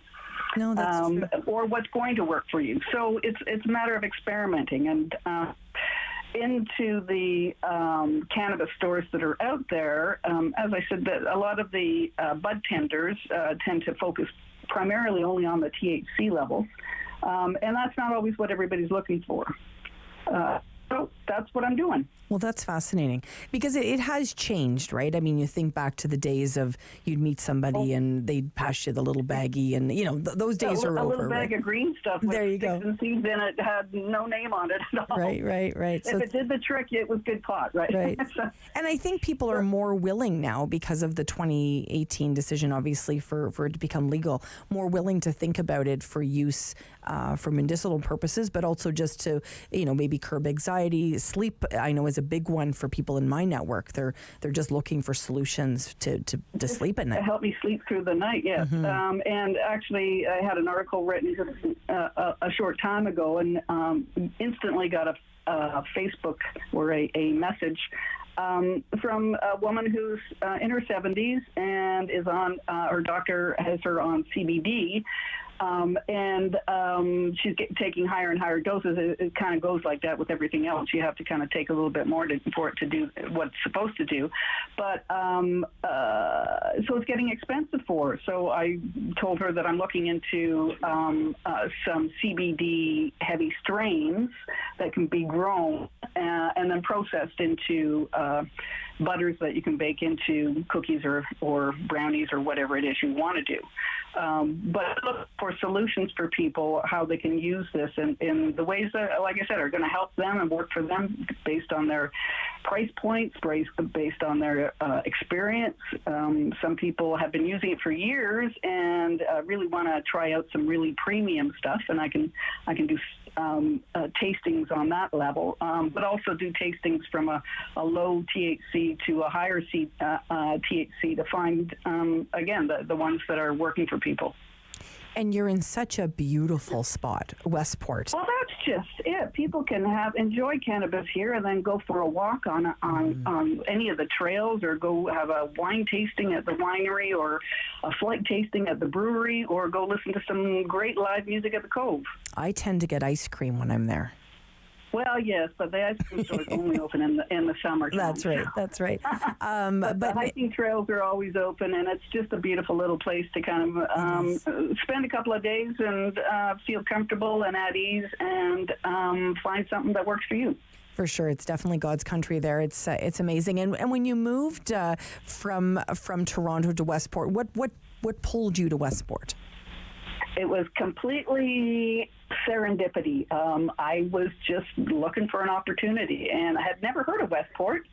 As of April 10th, 2010 was my first viewing of Westport, and I moved in on April 30th the same year, or not 2010, 2019. Wow, that's incredible.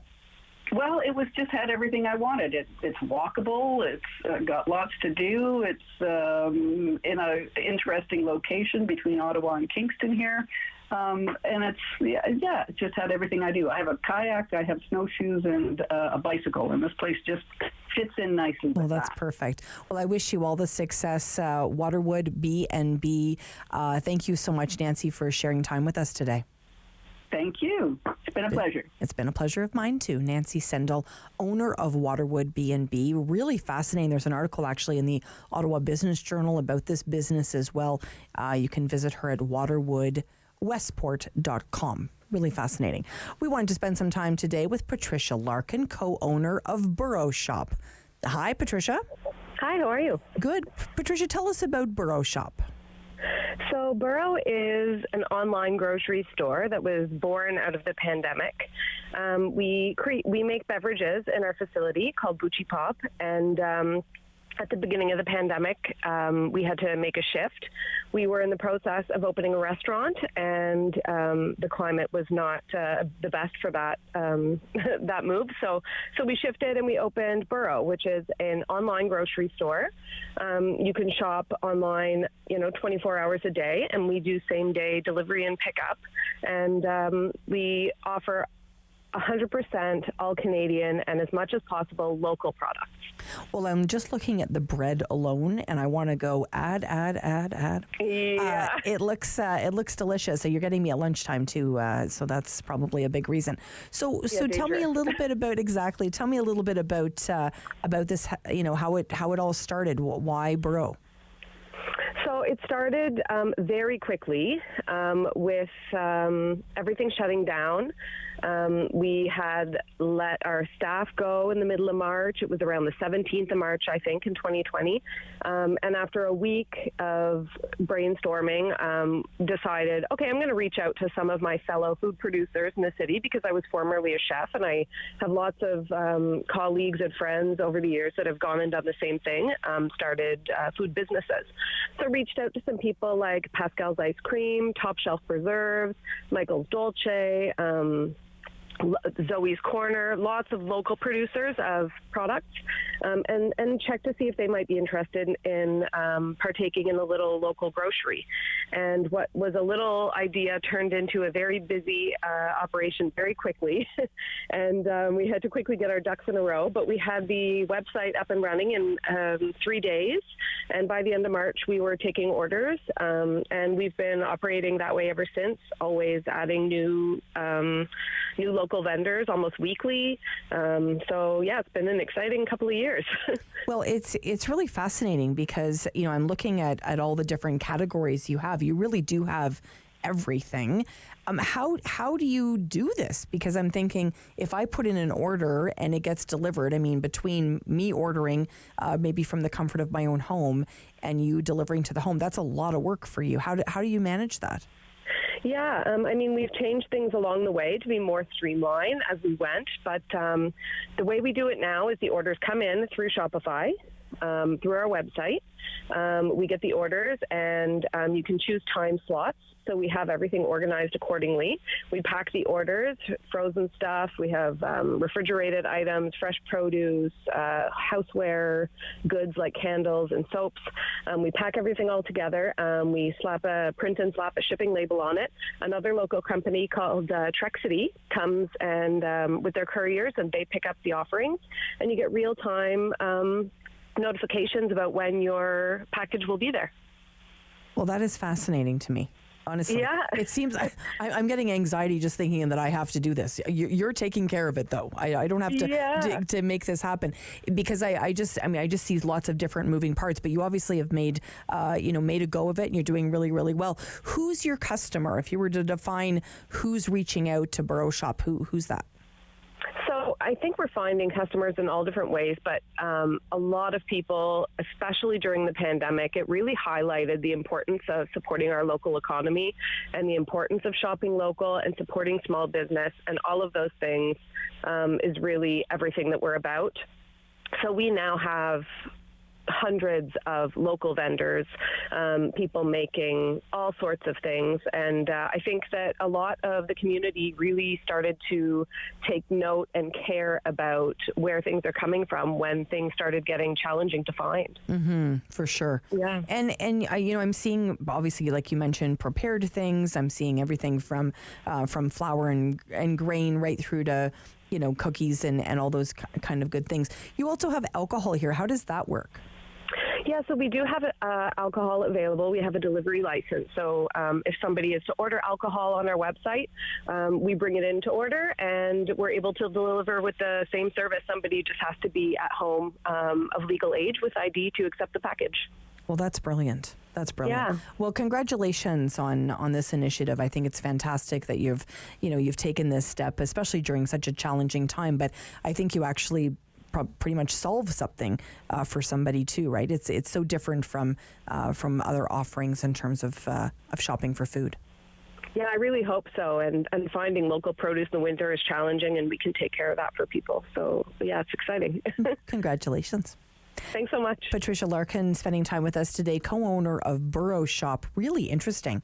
The website, so easy to maneuver. So check it out, boroughshop.butchipop.com, which is obviously really important to support local. We love the business lunch. If you have a business that you want to profile and feature on the business lunch, reach out to us. We have people reach out and suggest businesses. We definitely appreciate that very much. It has been a very busy day today, covered a lot of different topics. I know our news team is getting ready to bring you all of the news this afternoon. We'll be back tomorrow. We're already working on tomorrow's show, so we'll bring you lots of great stories from your community. Thanks so much for listening to City News. You've been listening to the Sam Laprad Show. Tune in again for local news and community views on City News. 101.1 FM and 1310 AM.